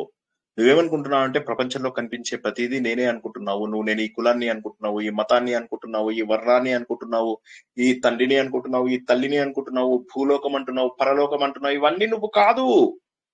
ఒక ఎలక్ట్రిసిటీ తోటి ఇంట్లోపల ఒక గ్రైండర్ మెషిన్ నడుస్తుంది, ఒక వాషింగ్ మెషిన్ నడుస్తూ ఉంటుంది, ఒక కూలర్ నడుస్తూ ఉంటుంది, ఒక ఫ్యాన్ నడుస్తూ ఉంటుంది.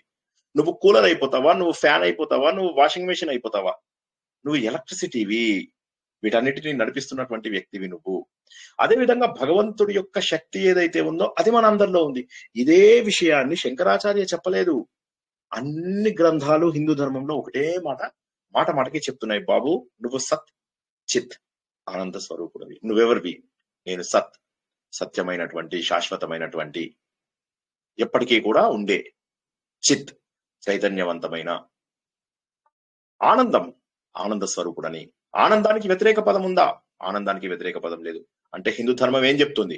నువ్వు ఎప్పుడు కూడా ఆనందంగా ఉండవలసిన మనిషివి. దీని గురించే మనం భగవద్గీత చెప్పుకున్నప్పుడు కూడా ఏమన్నాము? ఎట్టి పరిస్థితుల్లో కూడా నువ్వు ఏడవద్దు. ఎందుకు చెప్తాడు ఎన్నిసార్లు భగవంతుడు ఏడుపుగొట్టు మనుషులను చూస్తే భగవంతుడికి ఎందుకంత కోపం? హడావిడి, హంగు, పిచ్చివేషాలు, వీటితో ఏమవుతుందంటే ఏడుపులు ఎక్కువైతాయి. ఏడవవద్దు, ఏడవవద్దు, ఏడవవద్దు. ఎందుకంటే నువ్వు సచ్చిదానంద స్వరూపుడవి. అది కూడా సత్ ఆనందం కాదు, పర్మనెంట్ ఆనందాన్ని పొందేటటువంటి వాడికి నువ్వు. అటువంటి ఆనందం, అటువంటి శాశ్వతమైనటువంటి వాడికి నువ్వు. కానీ ఈ ప్రపంచంలో ఏదైతే నీకు కనిపిస్తోందో ఇదంతా కూడా అశాశ్వతం. ఆ విషయం తెలుసా నీకు? ప్రపంచంలో కనిపిస్తున్న ప్రతి ఒక్కటి కూడా నీకు అశాశ్వతమే. కానీ ఇక్కడ శాశ్వతమైనటువంటిది ఏంటంటే ఒక్క పరబ్రహ్మనే. అది మాత్రం గుర్తుంచుకో. అతివ్యాపకత్వాతి తత్వాత్ ప్రయోగాత్ స్వత సిద్ధ భావాత్ అనన్యాశ్రయత్వాత్ జగత్తుచ్చమేతత్ సమస్తం తదన్యత్ తదేకోవశిష్ట శివ కేవలోహం. మళ్ళొకసారి వినండి. అపివ్యాపకత్వాతి తత్వాత్ ప్రయోగాత్ స్వత సిద్ధ భావాత్ అనన్యాశ్రయత్వాత్ జగత్తుచ్చమేతత్ సమస్తం తదన్యత్ తదేకోవశిష్ట శివ కేవలో. అత్యద్భుతమైనటువంటి 9వ శ్లోకంలోకి ప్రవేశించాము. అద్భుతమైనటువంటిది ఇది, అద్భుతమైనటువంటిది. వాడు ఏమంటాడు? ఈ ప్రపంచం అంతా కూడా తుచ్చమైనటువంటి, తుచ్చం అంటే నీచమని కాదు, మాయ. ఈ ప్రపంచం అంతా కూడా మాయ. ఈ ప్రపంచాన్ని నువ్వు నిజం అనుకోకు. ఎందుకంటే ఇక్కడ బంధాలు నువ్వు ఇక్కడే వదిలేసి వెళ్ళిపోతున్నావు. ఎందువల్ల అంటే నీ చైతన్యం ఏదైతే ఉందో అది అంతటా వ్యాపించి ఉన్నది. ఎందుకంటే అది భగవంతుడి యొక్క శక్తి. భగవంతుడి శక్తి ఇక్కడ ఉంది, ఇక్కడ లేదు అని కాదు, అన్ని చోట్ల చరాచర జీవరాశులలో ఉన్నది. మిథ్య అన్న మాయ అన్న ఒకటేనండి? మిథ్య అన్న మాయ అన్న? మిథ్య అంటే అబద్ధమని, మాయ అనుకున్నా అబద్ధమే. ఇక్కడ ప్రస్తుతానికి అదే మీనింగ్ తీసుకోవచ్చు. సో ఇక్కడ ఏమంటున్నాడు? భగవంతుడి యొక్క చైతన్యం అనేది ఏదైతే ఉందో అది సర్వత్రా ఉంది. అయితే అది తెలుసుకోవడం లేదు నువ్వు. ఒక్కసారి ఆలోచిస్తే మనలోంచి చైతన్యం వెళ్ళిపోయిన మరుక్షణమే శరీరం టబీమని పడిపోతుంది. ముక్కు పని చేస్తుందా? అప్పుడు కళ్ళు పని చేస్తాయా? చెవులు పని చేస్తాయా? డాక్టర్స్ వచ్చి బతికించలేకపోతున్నారు ఎందుకు? ఏదో చైతన్యం సంథింగ్ ఉంది, అది మన లోపల ఉంది. ఎదురుగా కనిపిస్తున్నది ఎవరు? దేవుడు. ఉదాహరణకి నేను వెంకటేశ్వర స్వామిని చూస్తున్నాను. అక్కడ వెంకటేశ్వర స్వామి ఉన్నాడు, ఇక్కడ నేనున్నాను. వెంకటేశ్వర స్వామిని గుర్తించాలంటే నా లోపల చైతన్యం ఉండాలా వద్దా? చెప్పండి.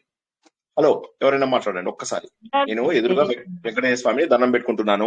నేను గుర్తించాలంటే నాలో చైతన్యం ఉండాలా లేదా? ఉండాలి సార్. చైతన్యం లేకపోతే నేను పడిపోతుంది నా శరీరము. మీకు ఆ పాయింట్ అర్థం కావడంలా. మాట్లాడుతూ పడిపోయిన వాళ్ళు ఎంతమందో. అవును సార్, అవును. కాబట్టి శరీరానికి దేవుడు లేకపోతే, మీ లోపల దేవుడు లేకపోతే శరీరం పడిపోతుంది. ఎదురుగా ఉన్నది ఎవరు అంటే వెంకటేశ్వర స్వామి అని చెప్పి తెలుసుకుంటున్నది ఎవరు? నాలో ఉన్నటువంటి చైతన్యం. నాలో ఉన్నటువంటి చైతన్యం. ఆ చైతన్యం మరేదో కాదు, వెంకటేశ్వర స్వామి. అంటే వెంకటేశ్వర స్వామి రూపంలో ఉన్నటువంటి ప్రపంచమంతా వ్యాపించి ఉన్నటువంటి చైతన్యం ప్రతి చోట ఉంది. దేవుడు భగవద్గీతలో ఏమంటాడు? చెట్టులో, పుట్టలో, పశువులలో, జంతువులలో, పాండవులలో అర్జునుడిని నేనే, మునుల లోపల కపిల మునిని నేనే, ఓకే, ఇట్లా వ్యాసుని నేనే, కవుల లోపల శుక్రాచార్యుని నేనే, అన్ని నేనే. భగవంతుడే ప్రపంచమంతా వ్యాపించి ఇలా నిలబడ్డాడు భగవంతుడు. ఆయన శరీరంలోనే 14 లోకాలు, ఇంపార్టెంట్ లోకాలు వచ్చేసాయి. ఆయన శరీరంలోంచే మనం అందరము వచ్చేసాం. అన్ని వచ్చాయి, మట్టి బొమ్మలు అలా ఉన్నాయి. అప్పుడు భగవంతుడు అన్నిట్లోకి ప్రవేశించగానే అప్పుడు అన్ని కూడా యాక్టివ్ గా అయిపోయాయి. ఇదే కదా మనం ఎప్పటి నుంచో తెలుసుకుంటున్నది. దేవి భాగవతమైనా ఇదే తెలుసుకుంటాము, శ్రీమద్ భాగవతమైనా ఇదే తెలుసుకుంటాము, వేదంలో ఇదే తెలుసుకుంటాము. వేదాలన్నీ కూడా ఒకే మాటను మాటి మాటికి చెప్తున్నాయి. ఏమని? అహం బ్రహ్మాస్మి, నేనే ఆ పరబ్రహ్మనై ఉన్నాను. తత్వమసి, నేనే అదే అయి ఉన్నాను. అయం ఆత్మ బ్రహ్మ, ఈ ఆత్మనే అపరబ్రహ్మ దేవుడు. సో మనలోనే దేవుడు ఉన్నప్పుడు ఎక్కడెక్కడో సో మనలో దేవుడు ఉన్నప్పుడు ఎంత పవిత్రంగా మనం ఉండాలి, ఎంత వ్యాపకత్వం ఉంది దీంట్లో. అంటే సర్వత్రా వ్యాపించి ఉన్నటువంటి కారణంగా, అంటే అనుభవం కూడా తెలుస్తుంది మనకు. ఇప్పుడు ఆ అనుభవం ఏంటంటే అదే భగవంతుడు. ఇప్పుడు ఇప్పుడు భగవంతుడు లేకపోతే మనకేమవుతుంది? చైతన్యం లేకపోతే నేను కళ్ళతో చూసి సినిమాని ఎంజాయ్ చేయలేను, ముక్కుతో వాసన చూసి సుగంధాన్ని ఎంజాయ్ చేయలేను, నోటితోటి అన్నం తిని ఎంజాయ్ చేయలేను, చెవులతోటి మంచి మాటలు విని ఎంజాయ్ చేయలేను. రాత్రి 9 అయినా కూడా 100 మంది ఇలా కూర్చొని వింటున్నారు అంటే ఆ చెవులకు ఏదైతే ఇది కలుగుతుందో ఆనందం, శ్రవణానందం, అది మనస్సుకు ఏదైతే ఆనందం కలుగుతుందో ఆ మనస్సు. ఇవన్నీ కూడా అనుభవాలు తెలుస్తున్నాయా లేదా మీకు చెప్పండి. ఇవన్నీ అనుభవాలు అంటారు. ఈ అనుభవాలు తెలుసుకోవడానికి నీకు శక్తి లేదు, ఆత్మకు మాత్రమే శక్తి ఉన్నది. ఆత్మ అన్నా భగవంతుడు అన్నా అన్ని ఒకటే. నువ్వు నేను అది తేడా లేదు, అందరిలో ఉన్నటువంటిది ఒక చైతన్యం. అయితే ఆ చైతన్యానికి ఏమైంది? మనం ఒక శరీరాన్ని అడ్డు పెట్టుకుని ఈ శరీరం లోపల ఏం చేస్తున్నాము? నేను ఆత్మని అని చెప్పి తెలుసుకోలేకపోతున్నాం. ఇదే కదా భగవంతుడు మాటికి చెప్పింది.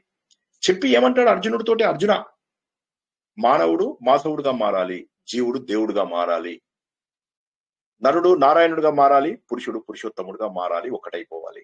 ఈ ప్రపంచంలో వేరేదేది లేదు. గురువు లేడు, శిష్యుడు లేదు, లోకాలు లేవు, అమ్మ లేదు, నాన్న లేదు, పిల్లలు లేదు, ఇవన్నీ కాదు. ఉన్నటువంటిది సర్వత్రా వ్యాపించి జీవాత్మ ఆయన పరమాత్మ అండి. మనం జీవాత్మ ఆయన పరమాత్మ అయితే. అవును. అంటే జీవాత్మ అంటే ఏంటి? ఉదాహరణకు మీరు ఇప్పుడు మన 100 మంది కలిసి ఓ నదిలోకి వెళ్ళాం. మీరు ఒక్కరే అన్మ్యూట్ చేసుకోండి, విజయ గారు మీరు అన్మ్యూట్ చేసుకోండి. అక్కడ మనం కుండలన్నీ తీసుకుని వెళ్ళాం.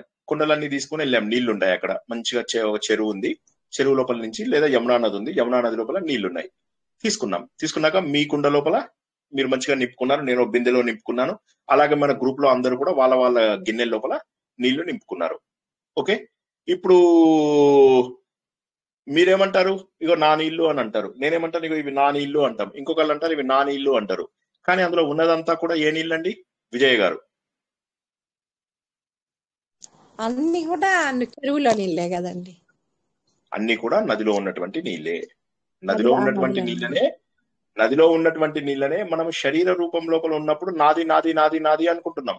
కానీ ఉన్నటువంటి చైతన్యం ఏంటంటే అందరిది ఒకటే చైతన్యం. భగవంతుడిలోని శక్తే మన అందరి లోపల ఉంది. కానీ మనమేమనుకుంటున్నామంటే ఇది భగవంతుడి శక్తి అని తెలియకుండా ఇది నాది అనుకుంటున్నాం. అనుకునేసరికి ఏమైతుందంటే కళ్ళు బయటలు గమ్మి బయట విషయాలు తెలియడం లేదు. ఉదాహరణకి మనకు అందరము అద్దాలు పట్టుకొని వెళ్తున్నాం రోడ్డు మీద, మిర్రర్స్ ఇలా చూస్తే నాకు ఒక సూర్యుడు కనిపించాడు, సూర్యుడు నా దగ్గర ఉన్నాడు అన్నాం. పక్కన మీరు చూసి అంటారు సూర్యుడు నా దగ్గర ఉన్నాడు అంటారు. ఎంతమంది సూర్యులు ఉన్నారండి? ఒక్కడే సూర్యుడు. ఆ సూర్యుడిని మనం అందరము కూడా నా దగ్గర సూర్యుడు ఉన్నాడంటే నా దగ్గర కరెక్ట్, అది నిజమే, అందరి దగ్గర సూర్యుడు ఉన్నాడు. కానీ ఆ ఉన్నటువంటి వెలుతురు ఒక్కటే, ఆ భగవంతుడి యొక్క ప్రతిబింబాలము మనం అందరము. కాబట్టి ఏమవుతుందంటే ఈ ప్రపంచమంతా అపివ్యాపకత్వాత్ అంటే వ్యాపించిన దాని యొక్క కారణం ద్వారా, ఆ తర్వాత ఇతత్వాత్ ప్రయోగాత్, ఇలా మనకు హెన్స్ ప్రూవెన్. ఏం ప్రయోగం ద్వారా? భగవంతుడి యొక్క అనుభవాన్ని మనం పొందామా లేదా? అంటే ఎలా పొందాము? చక్కెర నోట్లో వేసుకుంటే తీయగా ఉందని ఎలా తెలిసింది? ఆ నోటికి తెలియకుండా నోటికి రుచిపోయింది, అస్సలు బాలేదు అంటాం చూడండి. ఆ రుచి ఎలా తెలిసింది? ఆ చైతన్యం వల్ల తెలిసింది. ఒక మంచి మాట విన్నా, మంచి పాట విన్నా చెవులు ఎందుకు ఆనందపడుతున్నాయి? ఇదంతా కూడా భగవంతుడు ఇచ్చిన ఇంద్రియాల ద్వారా భగవంతుడిని తెలుసుకోగలుగుతున్నాం. మనకు తెలిసినటువంటి జ్ఞానేంద్రియాల ద్వారా భగవంతుడిని గుర్తిస్తున్నాము. భగవంతుడు అంతటా వ్యాపించిన భగవంతుడు గాలి రూపంలో తగులుతున్నాడు మన చెయ్యికి. తగలగానే అబ్బా ఎంత బాగుందో గాలి అంటున్నాం. చలికాలం లోపల ఎండలో నిలబెట్టుకుంటాం. అప్పుడు సూర్యుడి యొక్క శక్తిని మనం స్వీకరించి ఎంత బాగుందో అని చర్మం ద్వారా మనం గుర్తించగలుగుతున్నాం. ప్రకృతి అందాలను కళ్ళతో చూసి పంచభూతాలు కదండి, పంచభూతాలు. అది పంచభూతాలని పంచ జ్ఞానేంద్రియాల ద్వారా, పంచ కర్మేంద్రియాల ద్వారా మనం అన్ని చోట్ల కూడా అనుభవిస్తున్నాం. కాబట్టి ఏమంటున్నాడు ఈ శ్లోకం లోపల? అపివ్యాపకత్వాత్, ఈ ఆత్మ అనేటటువంటిది, ఈ చైతన్యం అన్ని చోట్ల వ్యాపించి ఉంది. కాబట్టి ప్రతి చోట యూ విల్ ఎంజాయ్ చేయకపోవడం అనేది అవుట్ ఆఫ్ క్వశ్చన్. ఇతత్వాత్ ప్రయోగాత్, కాబట్టి దాని యొక్క అనుభవం వల్ల భగవంతుడి యొక్క అనుభవం నీకు ప్రతి చోట కలుగుతుంది. ఒక మనిషికి ఒక దానం చేస్తే ఎంత సంతోషం, ఒక మనిషికి సేవ చేస్తే ఎంత సంతోషం కలుగుతుంది, ఒక వ్యక్తిని ప్రేమగా చూసుకుంటే ఎంత సంతోషం కలుగుతుంది.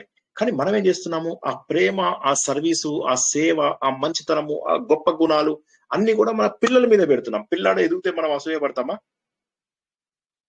అసూయపడము.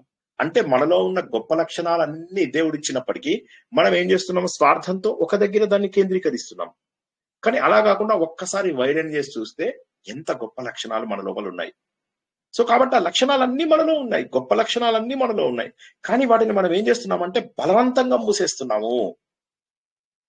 కాబట్టి ఏంటంటే ఈ చైతన్యానికి మనం కారణం కాదు, ఆ చైతన్యం వల్ల మనం కారణం. ఆ భగవంతుడి యొక్క చైతన్యమే అన్నిటికీ కారణం.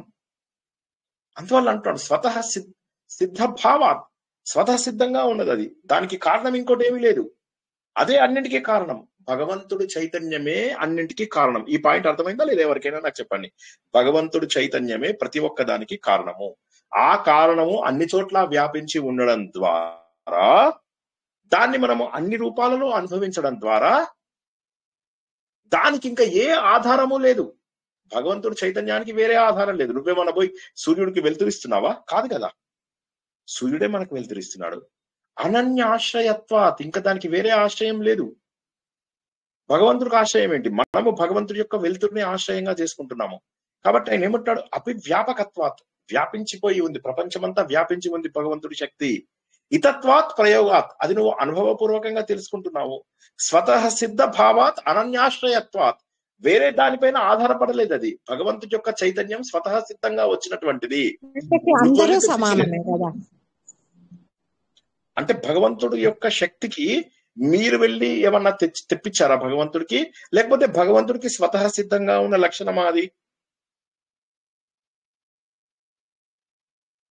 భగవంతుడిలో స్వతః సిద్ధంగా ఉన్నటువంటి చైతన్యం ఇది, లేకపోతే మీ వల్ల భగవంతుడికి చైతన్యం వచ్చిందా? స్వతహాగా ఉన్న చైతన్యం ఆయన వల్లే ఆయన వల్లే మనకు వచ్చింది. ఆయన దేనికి ఆశ్రయం, ఆయనకి ఏది ఆశ్రయం అవసరం లేదు. కానీ ఆయన ఆశ్రయంగా మనమంతా ఉన్నాము. కాబట్టి ఆయన ఏమంటున్నాడంటే జగత్తుచ్చం ఏతత్ సమస్తం, ఈ ప్రపంచం అంతా కూడా జాయతే గచ్చతే ఇది జగత్. ఈ ప్రపంచంలో వస్తున్నవన్నీ కూడా వస్తూ పోతూ ఉన్నాయి. వస్తూ పోతూ ఉండేది ఏది శాశ్వతం కాదు. శాశ్వతంగా నేను వెళ్ళిపోతాను, ఇవాళ ఈ శరీరం వదిలేసి వెళ్ళిపోతాను. వెళ్ళిపోయిన తర్వాత ఇక్కడ ఇవన్నీ ఉంటాయి కదా, ఈ చైతన్యం అంతా ఉంది. భగవంతుడి చైతన్యం కంటిన్యూ అవుతుంది. ఉదాహరణకి మీకు ఒక చిన్న ఎగ్జాంపుల్ చెప్తాను, గట్టిగా పట్టుకుంటారు మీరు. ఎలక్ట్రిసిటీ నడుస్తుంది మా ఇంట్లో, నడుస్తూ ఉంటే 10 సెల్ ఫోన్లు నడుస్తున్నాయి. 10 సెల్ ఫోన్లలో ఒక సెల్ ఫోన్ పడిపోయింది, నేల మీద పడిపోయి పగిలిపోయింది. సో ఎలక్ట్రిసిటీకి ఏమన్నా అయిందా? హలో, ఎలక్ట్రిసిటీకి ఏం కాలేదు. సో అదే విధంగా చైతన్యం కొనసాగుతూనే ఉంటుంది.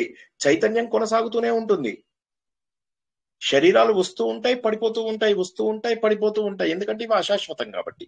అశాశ్వతమైనటువంటిది మాత్రమే వస్తూ పోతూ ఉంటుంది. కాబట్టి ఈ శరీరం ఏదైతే శాశ్వతం అనుకుంటున్నామో, శాశ్వతం ఎలా అవుతుంది? ఒక్కసారి ఆలోచించండి, శాశ్వతం ఎలా అవుతుంది? కొంతమంది ఒక్క రోజులో చనిపోతారు అంటాడు కదా, ఒక పూటలోనే రాలు పువ్వులు ఎన్నో. చీమలు పాపం ఎంతో సాధిద్దాం అనుకుంటాయి, ఏమైతే ఎక్కువ రోజులు బతకవు అవి. కొన్ని చీమలు ఎక్కువ 99% ఆఫ్ చీమలు ఒక్క రోజులోనే చచ్చిపోతాయి. తాబేలు 300 సంవత్సరాలు బతుకుతుంది. కుక్క అతి కష్టం మీద 15-16 ఏళ్ళు బతుకుతుంది.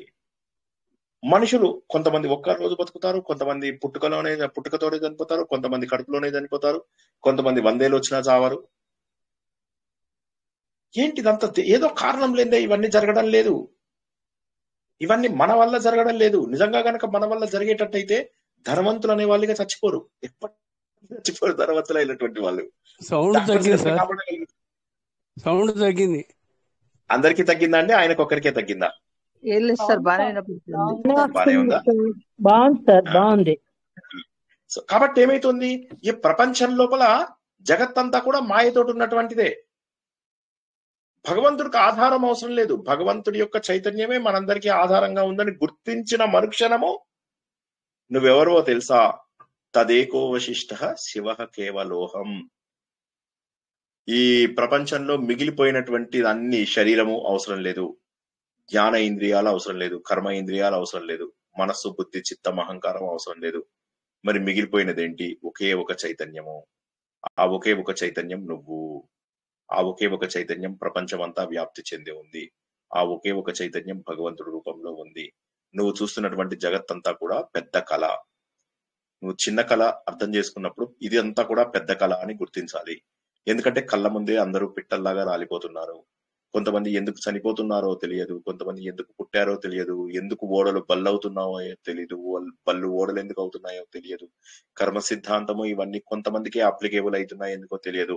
కొంతమంది మాత్రము ఈ బంధాల నుంచి దూరంగా ఎలా వెళ్ళిపోగలుగుతున్నారు. నా లోపల దైవీ లక్షణాలు ఉన్నాయి, కానీ ఆ దైవీ లక్షణాలు, గొప్ప లక్షణాలు అన్ని కూడా నేను కేవలం నా పిల్లల మీద మాత్రమే ప్రయోగిస్తున్నాను. నాకు భగవంతుడు ఇచ్చింది ప్రపంచమంతా ఈ అద్భుతమైనటువంటి లక్షణాలని అందజేయడానికి. కానీ నేనేం చేస్తున్నాను? కనీసం మంచి మనిషిగా మారడము, మోక్షం సాధించడము, ఈ రెండిట్లో ఏది చెయ్యకుండా కేవలం స్వార్థం కోసమై నా పిల్లల కోసము, నా నచ్చిన వాటి కోసము పెట్టుకోవడంలోనే నేను జీవితాన్ని వెళ్ళగొక్కుతున్నాను. కానీ ఇది ఎంతవరకు కరెక్ట్? ఒకసారి ఆలోచిస్తే అయ్యో ఇవన్నీ అశాశ్వతమే. పిల్లలు అశాశ్వతము, ఇక్కడ ఉన్నటువంటి వస్తువులన్నీ అశాశ్వతము. శాశ్వతమైనటువంటిది ఏంటంటే నాలో ఉన్న చైతన్యము. ఆ చైతన్యము నేను అని చెప్పి తెలుసుకున్న మరుక్షణము నాకు ఇక జన్మ ఉండదు. నా పాపాలన్నీ కూడా భస్మం అయిపోతాయి. కొన్ని కోట్ల జన్మలలో చేసుకున్నటువంటి పాపాలు భుజం మీద వేసుకుని వెళ్తున్నాను. అవి అనుభవించాలంటే ఇంకో కొన్ని కోట్ల జన్మలు అనుభవించవలసిందే. కానీ నాలో ఉన్నటువంటిది భగవంతుడు చైతన్యము అని చెప్పి నేను ఏ రోజైతే తెలుసుకుంటానో ఆ రోజు ఇక నేను మళ్ళీ జన్మనెత్తవలసిన అవసరం లేదు. ఒక అగ్గిపుల్ల గీసి వాటన్నిటినీ కూడా దగ్ధం చేస్తాను. అందుకే జ్ఞానాగ్ని దగ్ధ కర్మాణం అంటారు. నహి జ్ఞానేన పవిత్రం సదృశమిహ విద్యతే. అంటే జ్ఞానానికి సమానమైనటువంటిది ఇంకోటి ఏమి లేదు. జ్ఞానం అంటే ఏంటి? నువ్వు చైతన్యము, నువ్వు శరీరానివి కాదు, నువ్వు ఆత్మస్వరూపుడవి అని తెలుసుకోవడమే జ్ఞానము. అది తెలుసుకున్నటువంటి మరుక్షణము ఈ తుచ్చమైనటువంటి జగత్తుతో నీకు సంబంధం ఉండదు. ఎందుకంటే నీ లోపల ఉన్నటువంటి ఒక అద్భుతమైనటువంటి భగవంతుడి శక్తి ఏదైతే ఉందో అదే నువ్వు.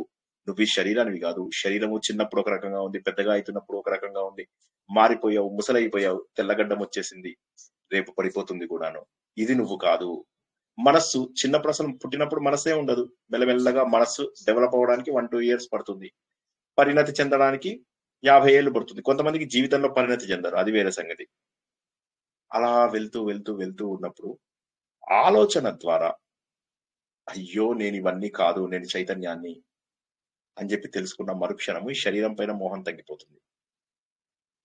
తగ్గిపోయిన తర్వాత ఇక మనకు ఇంకా భగవంతుడు తప్ప ఏది కనిపించాడు మనకు. అందుకే కమల్ హాసన్ పాటలో ఏమంటాడు? రాయిని మాత్రం కంటే దేవుడు కనరాడు, దేవుని మాత్రం కంటే దేహం కనరాదు. కాబట్టి దేవుణ్ణి గనక గుర్తిస్తే, చైతన్యం గనక గుర్తిస్తే ఇంకా ఈ శరీరంతో సంబంధం లేదు. ఎప్పుడైతే ఈ శరీరంతో సంబంధం లేదో అప్పుడు భార్య, పిల్లలు, వస్తువులు, ప్రపంచంలో ఇవన్నీ కూడా మిథ్య, ఇదంతా కూడా మాయ, ఇదంతా కూడా అబద్ధము అని చెప్పి తెలిసి శాశ్వతమైనటువంటి ఆనందం వైపుకు వెళ్తావు. క్లుప్తంగా తెలుసుకున్నాము. ఈ శ్లోకం యొక్క పూర్తి వివరణ వచ్చే వారం తెలుసుకుందాం.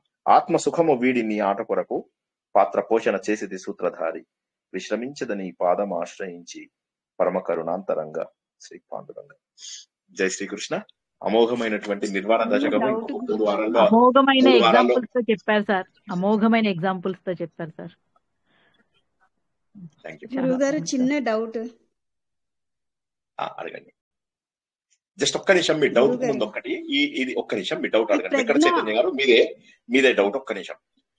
ఒక 3 వారాల్లో మనకు నిర్వాణ దశకము పూర్తయిపోతుంది. మీకు అందరికి చెప్తున్నా, మనకు 3 వారాల లోపల 3 వారాలు సుమారుగా 3-4 వారాలు మాక్సిమం. ఎందుకంటే ఈ 9వ శ్లోకం యొక్క వివరణ మనకు వచ్చే వారం పడుతుంది. ఇవాళేమో ఉపోద్ఘాతం చెప్పుకున్నాం 9వ శ్లోకంది. వచ్చే వారము పూర్తి వివరణ ఉంటుంది. తర్వాత 10వ శ్లోకము అయిపోతుంది ఒక 2 వారాలలో. ఆ తర్వాత అన్ని శ్లోకాల యొక్క సమ్మరీ చివరి వారంలో, అంటే సుమారుగా ఈ నెలాఖరు లేదా ఫస్ట్ వీక్ ఆఫ్ నవంబర్ కల్లా అయిపోతుంది. అది అయిపోగానే వెంటనే మనము ఈయన శంకరాచార్యదే ఆత్మబోధ గాని లేకపోతే వివేక చూడమని గాని కొనసాగిస్తుంటాం ఇదే రోజు నాడు. ఓకే, సారీ అమ్మా, ఇప్పుడు అడగండి మీ ప్రశ్న వెంకట చైతన్య గారు. నమస్తే అండి. ఇది ప్రజ్ఞం బ్రహ్మ, అహం బ్రహ్మాస్మి, తత్వమసి బ్రహ్మ, పరమాత్మే బ్రహ్మ, ఈ 4కి అర్థాలు ఒకే వస్తుందా? అది ఒక్కటే తెలుసుకోవాలని ఎప్పటి నుంచో అది అసలు అహం ఎవరు ఎలా వచ్చింది అన్నది కూడా ఎప్పటి నుంచో డౌట్ అది. ఇప్పుడు ఏమైందంటే యాక్చువల్ గా చాలా మందికి దేవుడు అంటే ఏంటి, ఏదో డైరెక్ట్ గా ఒక దేవుడికి దండం పెట్టుకోవడము, పుణ్యం చేసుకోవడము, దేవుడికి ఒక రూపం ఇచ్చేసాము, నామం ఇచ్చేసాము అని చెప్పేసి ఇలా అనుకుంటారు. కానీ యాక్చువల్ గా ఏమైతుందంటే మన వేదాలు ఏం చెప్తాయంటే కాదు, భగవంతుడు అనేవాడు చైతన్యము, నీలో ఉన్న చైతన్యమే భగవంతుడు. భగవంతుడు అంటే నువ్వు అనుకుంటున్నట్టుగా ఒక రూపమో ఒక పేరో కాదు, భగవంతుడు అంటే అంతటా వ్యాపించి ఉన్నటువంటి చైతన్యము అని చెప్పడం కోసమని మనకేం చేశారు, మనకు వేదాలలో చివరి భాగమైనటువంటి ఉపనిషత్తుల్లో ఇప్పుడు చెప్పిన వాటిని మహావాక్యాలు అంటారు. ఈ మహావాక్యాలు మనకు ఋగ్వేదంలో, యజుర్వేదంలో, సామవేదంలో, అథర్వణ వేదంలో ఉంటాయన్నమాట. సో అప్పుడు ఈ అద్వైత జ్ఞానాన్ని ఏదైతే మనకు వేదాలలో ఉందో, వేదాల యొక్క చివరి భాగమైన ఉపనిషత్తులలో ఉందో, ఆ జ్ఞానాన్ని తీసుకురావడం కోసం శంకరాచార్య ఏం చేశారంటే తూర్పు వైపు ఋగ్వేదం, తూర్పు అంటే ఏంటి పూరి, ఓకే, తర్వాత మన దక్షిణం వైపు శృంగేరి, తర్వాత పశ్చిమం వైపు ద్వారక, నార్త్ అంటే ఉత్తరం వైపు మనకు జోషిమఠ్. ఈ 4 ప్రాంతాలలో ఈ 4 మహావాక్యాలని బాబు దీన్ని గుర్తించండి అని చెప్పేశాడు అందరికి.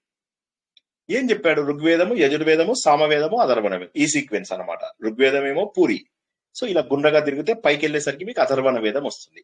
అథర్వణ వేదంలో ఉన్నటువంటిది ఏంటి, జోషిమఠలో అయం ఆత్మ బ్రహ్మ. అయం అంటే ఈ ఆత్మ బ్రహ్మ అంటే నీ ఆత్మ ఉన్నటువంటిది ఏదో కాదు, అది బ్రహ్మనే అని చెప్పడం. నెక్స్ట్ పశ్చిమానికి వచ్చేసేయండి. పశ్చిమానికి వస్తే సామవేదంలో ఏమొస్తుంది, తత్వమసి. తత్వమసి అంటే ఏంటి, తత్ అంటే అది, త్వం అంటే నువ్వు, అసి అయి ఉన్నావు, అదే నువ్వు అయి ఉన్నావు. ఏదై ఉన్నావు, తత్ అంటే పరబ్రహ్మ, ఆ పరబ్రహ్మ నువ్వే అయి ఉన్నావు. కింద వచ్చినప్పుడు శృంగేరి అంటే దక్షిణంలోకి వచ్చేసరికి ఏమవుతుంది, అహం బ్రహ్మ అస్మి, నేను బ్రహ్మను అయి ఉన్నాను. కుడి పక్కన తూర్పు వైపు గోవర్ధనగిరి, మన జగన్నాథపురి లోపల ప్రజ్ఞానం బ్రహ్మ. ప్రజ్ఞానం అంటే ప్రకృష్టమైనటువంటి జ్ఞానమే బ్రహ్మ. ప్రకృష్టమైన అంటే అత్యంత గొప్పదైనటువంటి జ్ఞానమే బ్రహ్మ. అంటే భగవంతుడి యొక్క జ్ఞానము అన్నిటికంటే కూడా గొప్పది అని చెప్పడం. సో ఆ జ్ఞానాన్ని సంపాదించుకున్న ప్రతి ఒక్కడు కూడా బ్రహ్మగా మారిపోతాడు. సో కాబట్టి ఏంటి, ఆ నాలెడ్జ్ వచ్చిన మరుక్షణము మనకు మళ్ళీ జన్మ ఎత్తాల్సిన అవసరం లేదు. జన్మ ఎందుకు ఎత్తుతాం మనము, పూర్వజన్మలలో మిగిలిపోయినటువంటి కర్మలను అనుభవించడం కోసమని ఈ జన్మలలో మనము ఎత్తుతూ ఉంటాము. కానీ ఏమవుతుంది, ఒకసారి గనక ఆ జన్మలో ఉన్నటువంటిది మనము ఏదైతే ఈ జన్మలన్నీ అనవసరము, నేను భగవంతుడిలో భాగము అని చెప్పి తెలుసుకున్న మరుక్షణము ఇక మళ్ళీ జన్మ ఎత్తాల్సినటువంటి అవసరం లేదు. కర్మలన్నీ కూడా అగ్గిపుల్ల గీసి కాల్ చేస్తాం. సో అదన్నమాట. అందుకోసమే ఏమంటారు, జ్ఞానాగ్ని దగ్ధ కర్మానం అంటారు. అంటే జ్ఞానం అనేటటువంటి అగ్ని అన్నింటినీ కూడా కాల్చివేస్తుంది అని చెప్తారు. ఈ 4 కాకుండా మనకు కంచి లోపల వచ్చేటటువంటి దాన్ని, మధ్యలో వచ్చినటువంటి దాన్ని సర్వం కల్విదం బ్రహ్మ అంటారు. దీన్ని కూడా మహావాక్యం అంటారు.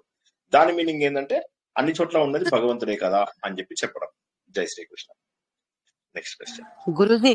ఒకసారి ఆ పదం మళ్ళీ, సర్వం దగా సర్వం కల్విదం, ఖలు ఇదం బ్రహ్మ, కల్విదం బ్రహ్మ, ఖలు ఇదం బ్రహ్మ అంటే అన్నిట్లో ఉన్నది. ఖలు అంటే కదా, ఖలు అంటే కదా అని చెప్పారు. అయ్యో లేదు లేదు లేదు లేదు, ఇవన్నీ కూడా మనకు వేదాలలో ఉన్నాయి. మన వేదాలు ఎలా ఉంటాయంటే, ఇది వేదం అనుకోండి, ఇది వేదం అనుకోండి. వేదం లోపల ప్రతి వేదము కూడా 4 భాగాలుగా ఉంటుంది. ఎవ్రీ వేదం. దీన్ని సంహిత అంటారు, దీన్ని బ్రాహ్మణము అంటారు, దీన్ని అరణ్యకము అంటారు, లాస్ట్ దాన్ని ఉపనిషత్తు అంటారు. ఈ వేదంలో చివరి భాగం ఏదైతే ఉందో ఇది జ్ఞానము. ఈ జ్ఞానంలో ప్రతి వేదంలో ఇలాగే ఉంటాయి. 4 వేదాలలో 4 చివరి భాగాలలోంచి వచ్చిన వాటిని ఉపనిషత్తులు అంటారు. ఉపనిషత్తు లోపల జ్ఞానం ఉంటుంది. ఆ జ్ఞానంలో ఒక్కొక్క ఉపనిషత్తులోంచి ఒక్కొక్క వాక్యం అక్కడ ఉంటుంది. శంకరాచార్య అద్వైతం స్థాపించలేదు, ఉన్న అద్వైతాన్ని ఆయన మళ్ళొకసారి గట్టిగా చెప్పాడు అంతే. మనకు ఆల్రెడీ వేదాలలో ఉన్నటువంటి చివరి భాగాలన్నీ కూడా అద్వైతమే చెప్తాయి. అద్వైతం అంటే రెండవది లేదు ప్రపంచంలో, ఉన్నటువంటిది ఒకే ఒక్కటి, అది భగవంతుడి తత్వము. భగవంతుడు తప్ప వేరేది లేదు. బ్రహ్మ సత్యం జగత్ మిథ్య, బ్రహ్మ తప్ప ఇంకేది లేదు ఈ ప్రపంచంలో. ఉన్నది అంతటా వ్యాపించి ఉన్నది. ఇవాళ కూడా మనం తెలుసుకున్నాం ఏమని, అపి వ్యాపకత్వాత్. సో వ్యాపకత్వం వ్యాపించినటువంటి కారణం వల్ల, భగవంతుడు అన్ని చోట్ల వ్యాపించినటువంటి కారణం ద్వారా అని చెప్పి మీనింగ్ అన్నమాట. సో భగవంతుడే అన్ని చోట్ల ఉన్నాడు అని చెప్పేదాన్ని ఉపనిషత్తు జ్ఞానము అంటారు. జై శ్రీకృష్ణ. గురూజీ నమస్తే అండి. బాగుంది గురువు గారు, థ్యాంక్ నమస్తే. యూ. చిత్రామణయ పీఠాల గురించి ఎక్కడెక్కడ ఉన్నాయో చెప్పారు, ఇంకొకసారి చెప్పరా? ఆ, పూరి తర్వాత శృంగేరి, ఋగ్వేదం, యజుర్వేదం, సామవేదము, ద్వారక, అథర్వణ వేదం, జోషిమఠ్. ఓకే అండి. తర్వాత పాండురంగడి గురించి క్షమాప్రార్థన ఇంకొకసారి చెప్పరా? చెప్తాను, సారీ, నేను ఇవాళ పెడతాను గ్రూప్ లో, గ్యారంటీగా పెడతా. ఇప్పుడు చెప్పండి, నేను మీ వీడియో తీసుకుంటున్నాను.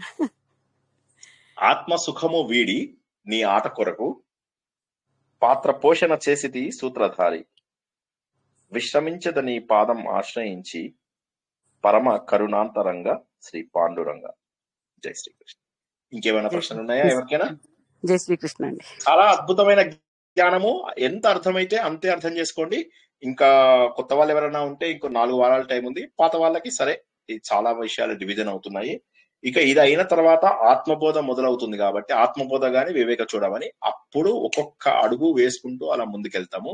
ఇక ఇది అత్యద్భుతమైనటువంటి హయ్యెస్ట్ లెవెల్ జ్ఞానంలోకి వెళ్తాం అన్నమాట. జై శ్రీకృష్ణ. నిద్రలోకి వెళ్ళిపోయారు, బాగా డీప్ స్లీప్ లోకి వెళ్ళిపోతారు. మా స్టూడెంట్స్ అందరు అంతే. వింటున్నాం. ఇంకెవరికైనా ప్రశ్నలు ఉన్నాయా? ఇవాళది చాలా అద్భుతమైన 9వ శ్లోకము. ఇంకా ఇది నేను ఇవాళ కేవలం ఉపోద్ఘాతం మాత్రమే చెప్పడానికి టైం సరిపోయింది. వచ్చే వారము మంచిగా ఒక్కొక్క అక్షరము నేర్చుకుందాం. సార్ నమస్తే సార్. నమస్తే.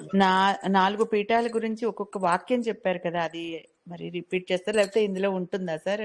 ఆడియోలో రికార్డింగ్ పంపిస్తాను, ఆల్రెడీ రికార్డింగ్ పంపిస్తాను. అందులో వింటానులేండి సార్. ప్రజ్ఞానం బ్రహ్మ, అహం బ్రహ్మాస్మి, తత్వమసి, అయమాత్మ బ్రహ్మ, మధ్యలో సర్వం కల్విదం బ్రహ్మ. జై శ్రీకృష్ణ. శ్రీమాత్రే నమః. జై శ్రీకృష్ణ సార్. జై శ్రీకృష్ణ. ఇంకెవరికైనా? ఈ 20 days 25 days నుంచి వింటున్నానండి మీ ప్రవచనాలు.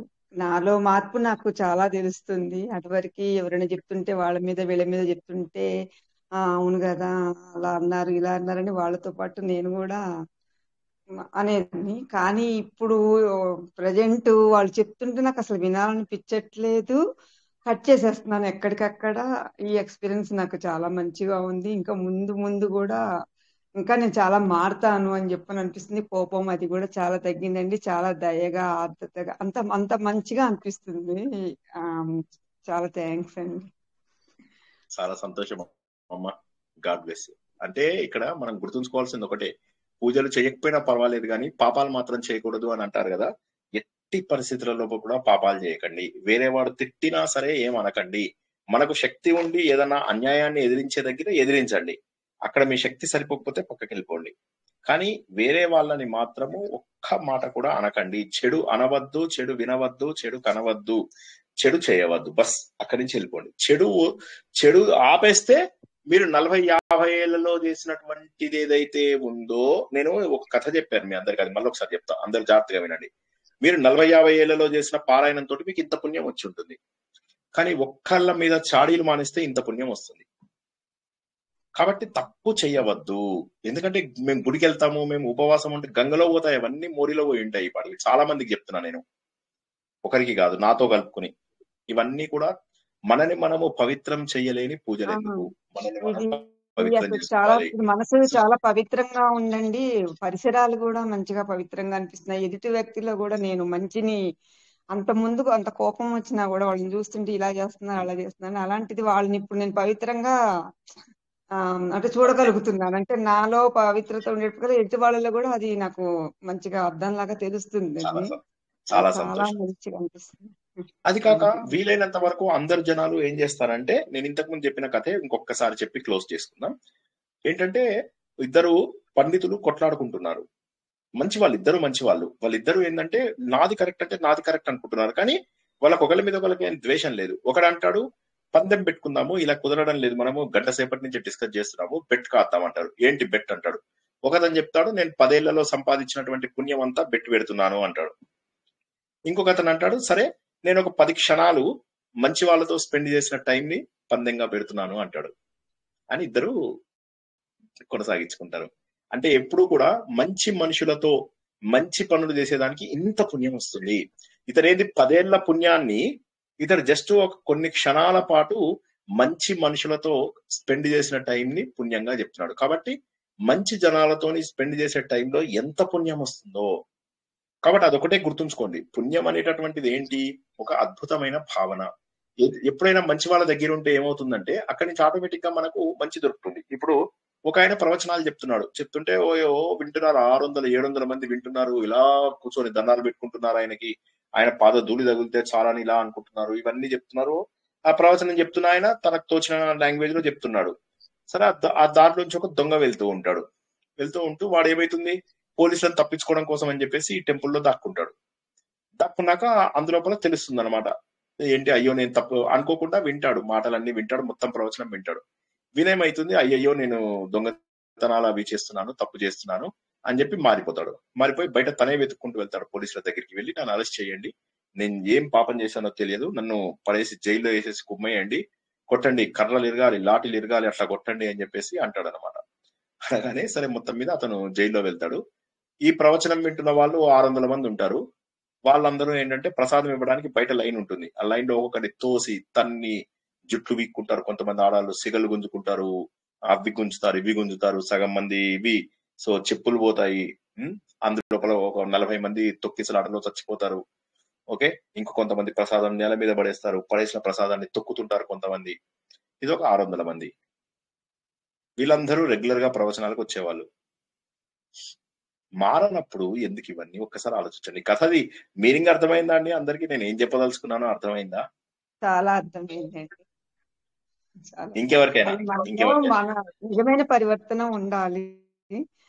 ఎన్ని విన్నా కూడా నిజంగానే మీరు అన్నట్టు ప్రవచనం అయిపోయాక అక్కడ ప్రసాదం ఇస్తానంటే క్యూలో కొట్టుకొని అన్ని మీద పడతారు, లాక్కుంటారు, కింద పడ్డ ప్రసాదం దొక్కుతారు, అంతే జరుగుతుంది.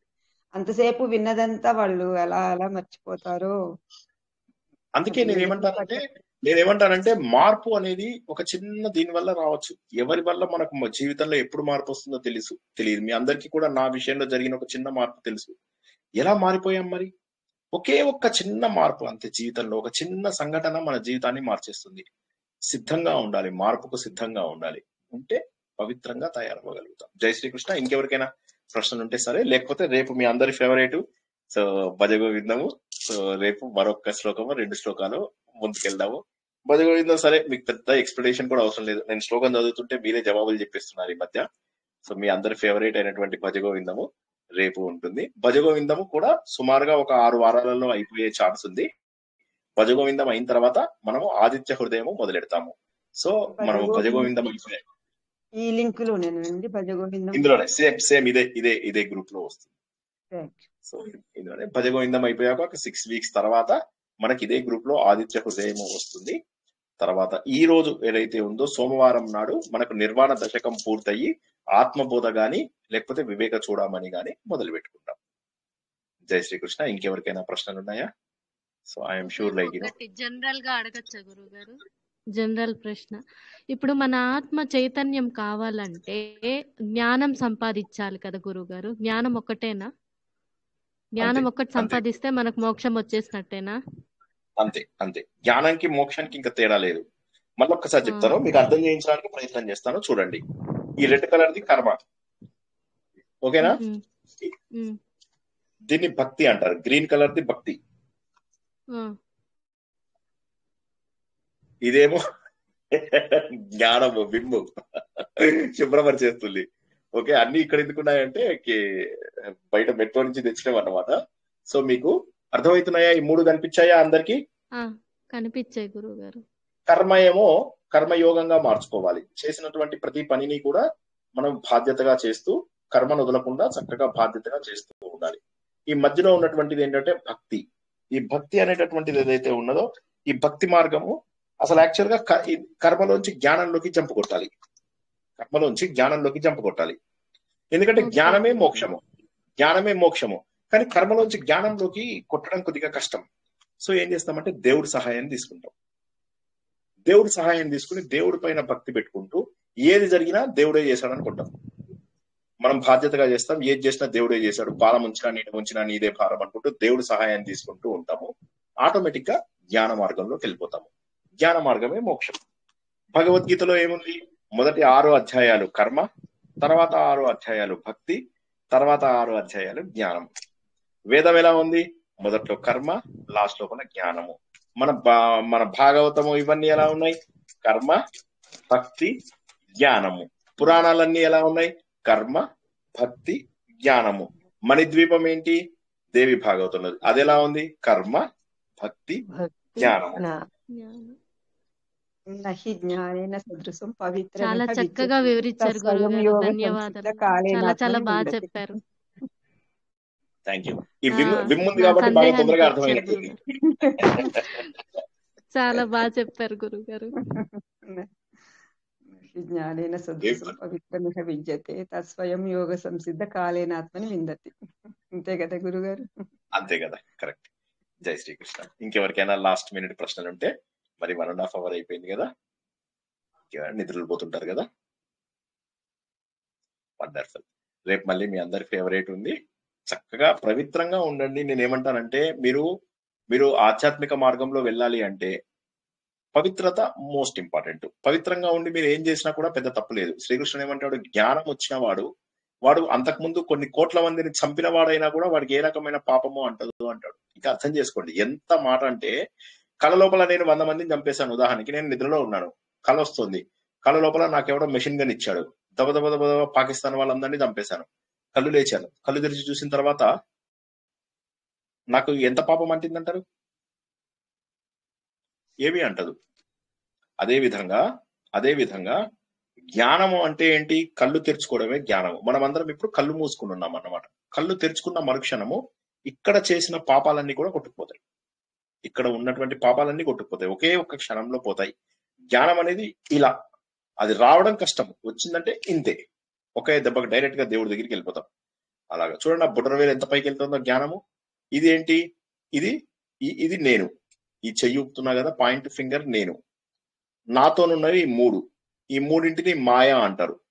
సాత్విక గుణం, రాజస గుణం, తామస గుణం. దీన్నే ప్రకృతి లేదా మాయా అంటారు. నేను ఎప్పుడు కూడా వాటికి దగ్గరగా ఉన్నాను. చూసారా, ఈ వేలు ఎప్పుడు ఈ మూడింటికి దగ్గరగా ఉంది. నేను ఎప్పుడు వీటితోటే ఉంటున్నా.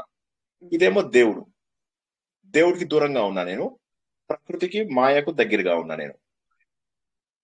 నేనేం చేశాను? మెల్లగా దేవుడి వైపుకు వంగుతున్నాను. వంగాను ఇలాగా. వంగితే ఇట్ విల్ బి గ్రేట్, అద్భుతం, చాలా బాగుంది. ఇదే జ్ఞానముద్ర. జ్ఞానముద్ర అంటే దేవుడి దగ్గరికి వెళ్ళడమే జ్ఞానముద్ర. సో పవిత్రంగా ఉండడం, సాత్విక, రాజసిక, తామసిక గుణాలకు, ప్రకృతికి దూరంగా దేవుడికి దగ్గరగా ఉండాలి. మనము వంగి దేవుడి దగ్గరికి వెళ్ళాలి.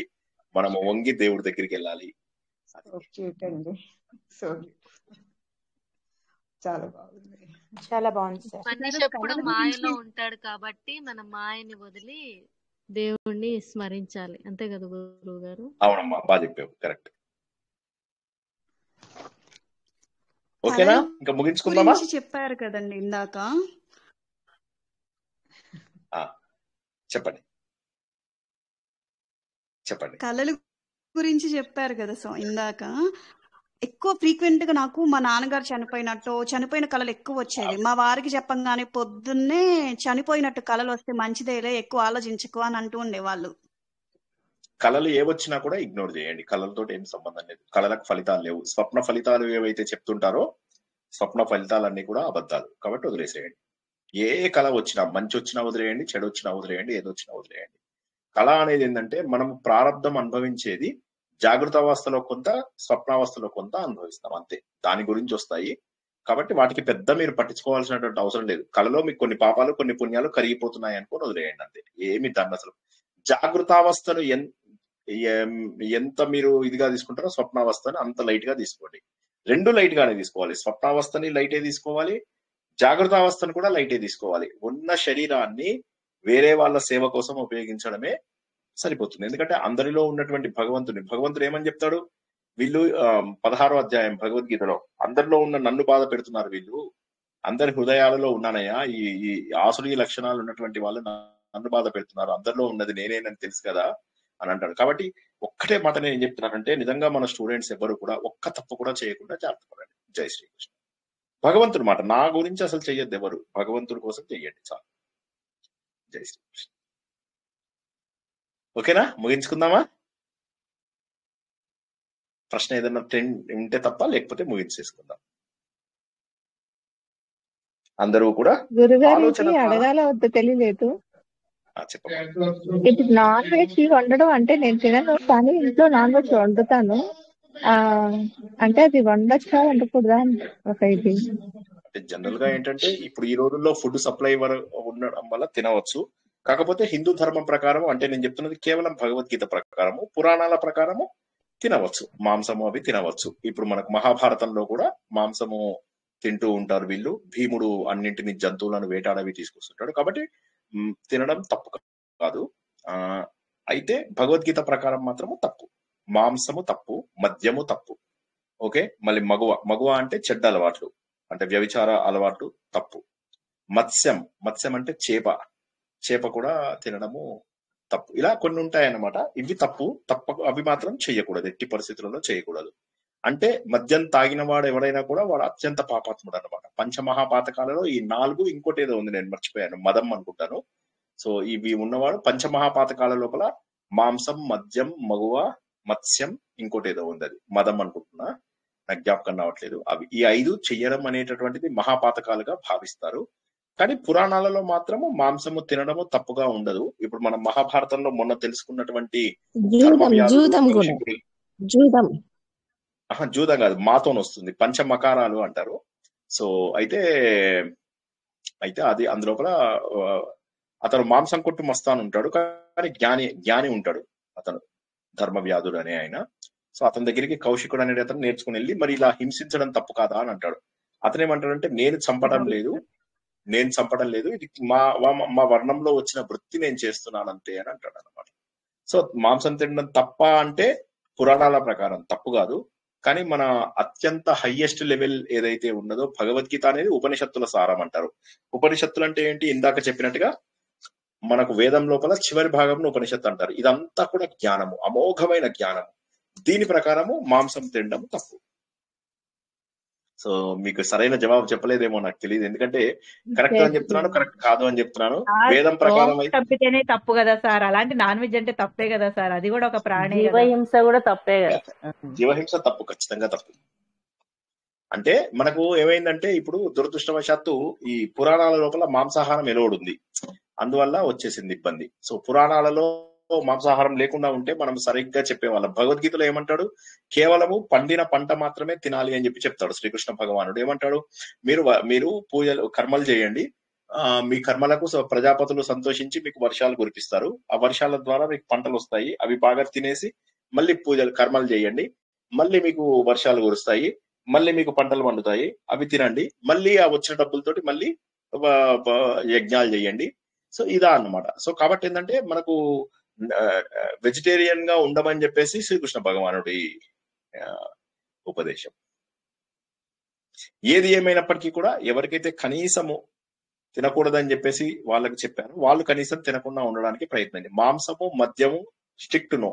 వాడు మద్యం తిని నేను అప్పుడప్పుడు ఫ్రెండ్స్ తోని పార్టీకి తింటాను అన్నాడు, వాడు పరమ పాపాత్ముడు.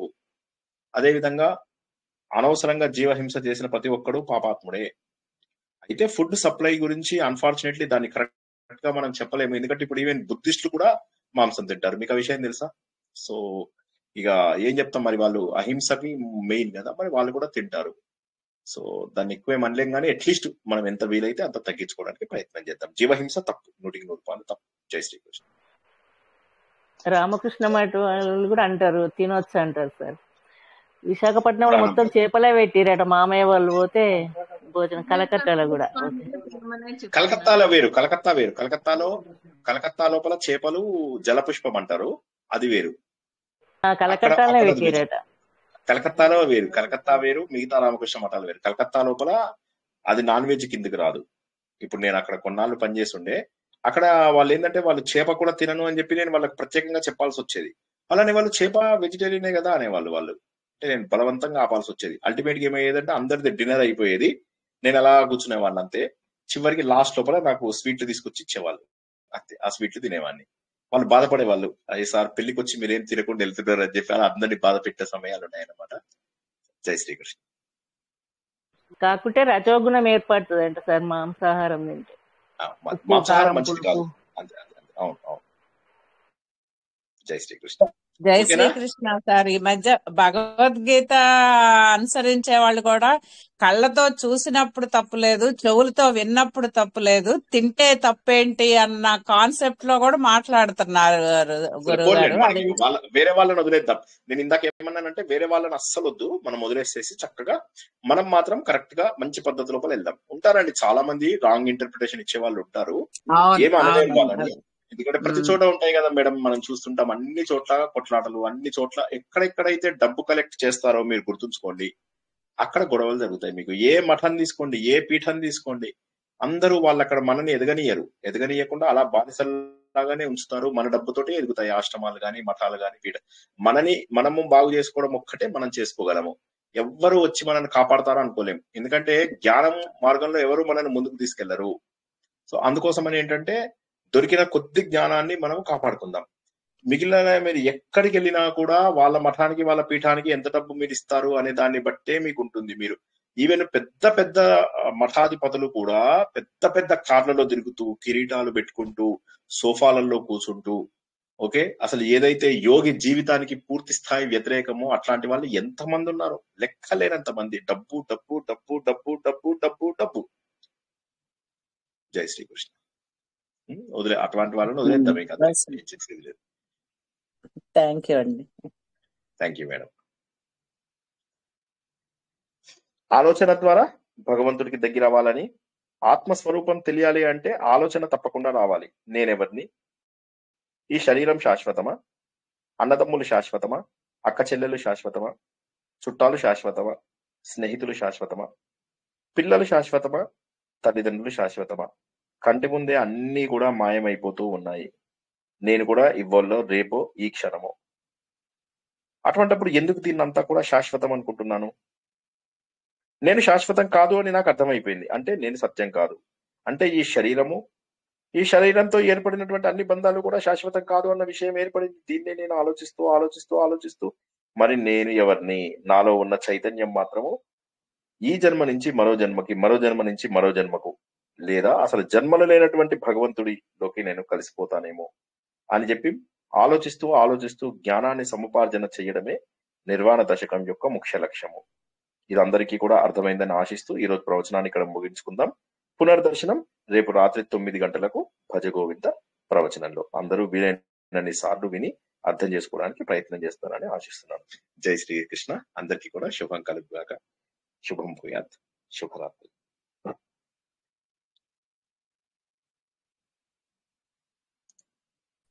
శ్రీకృష్ణ సార్.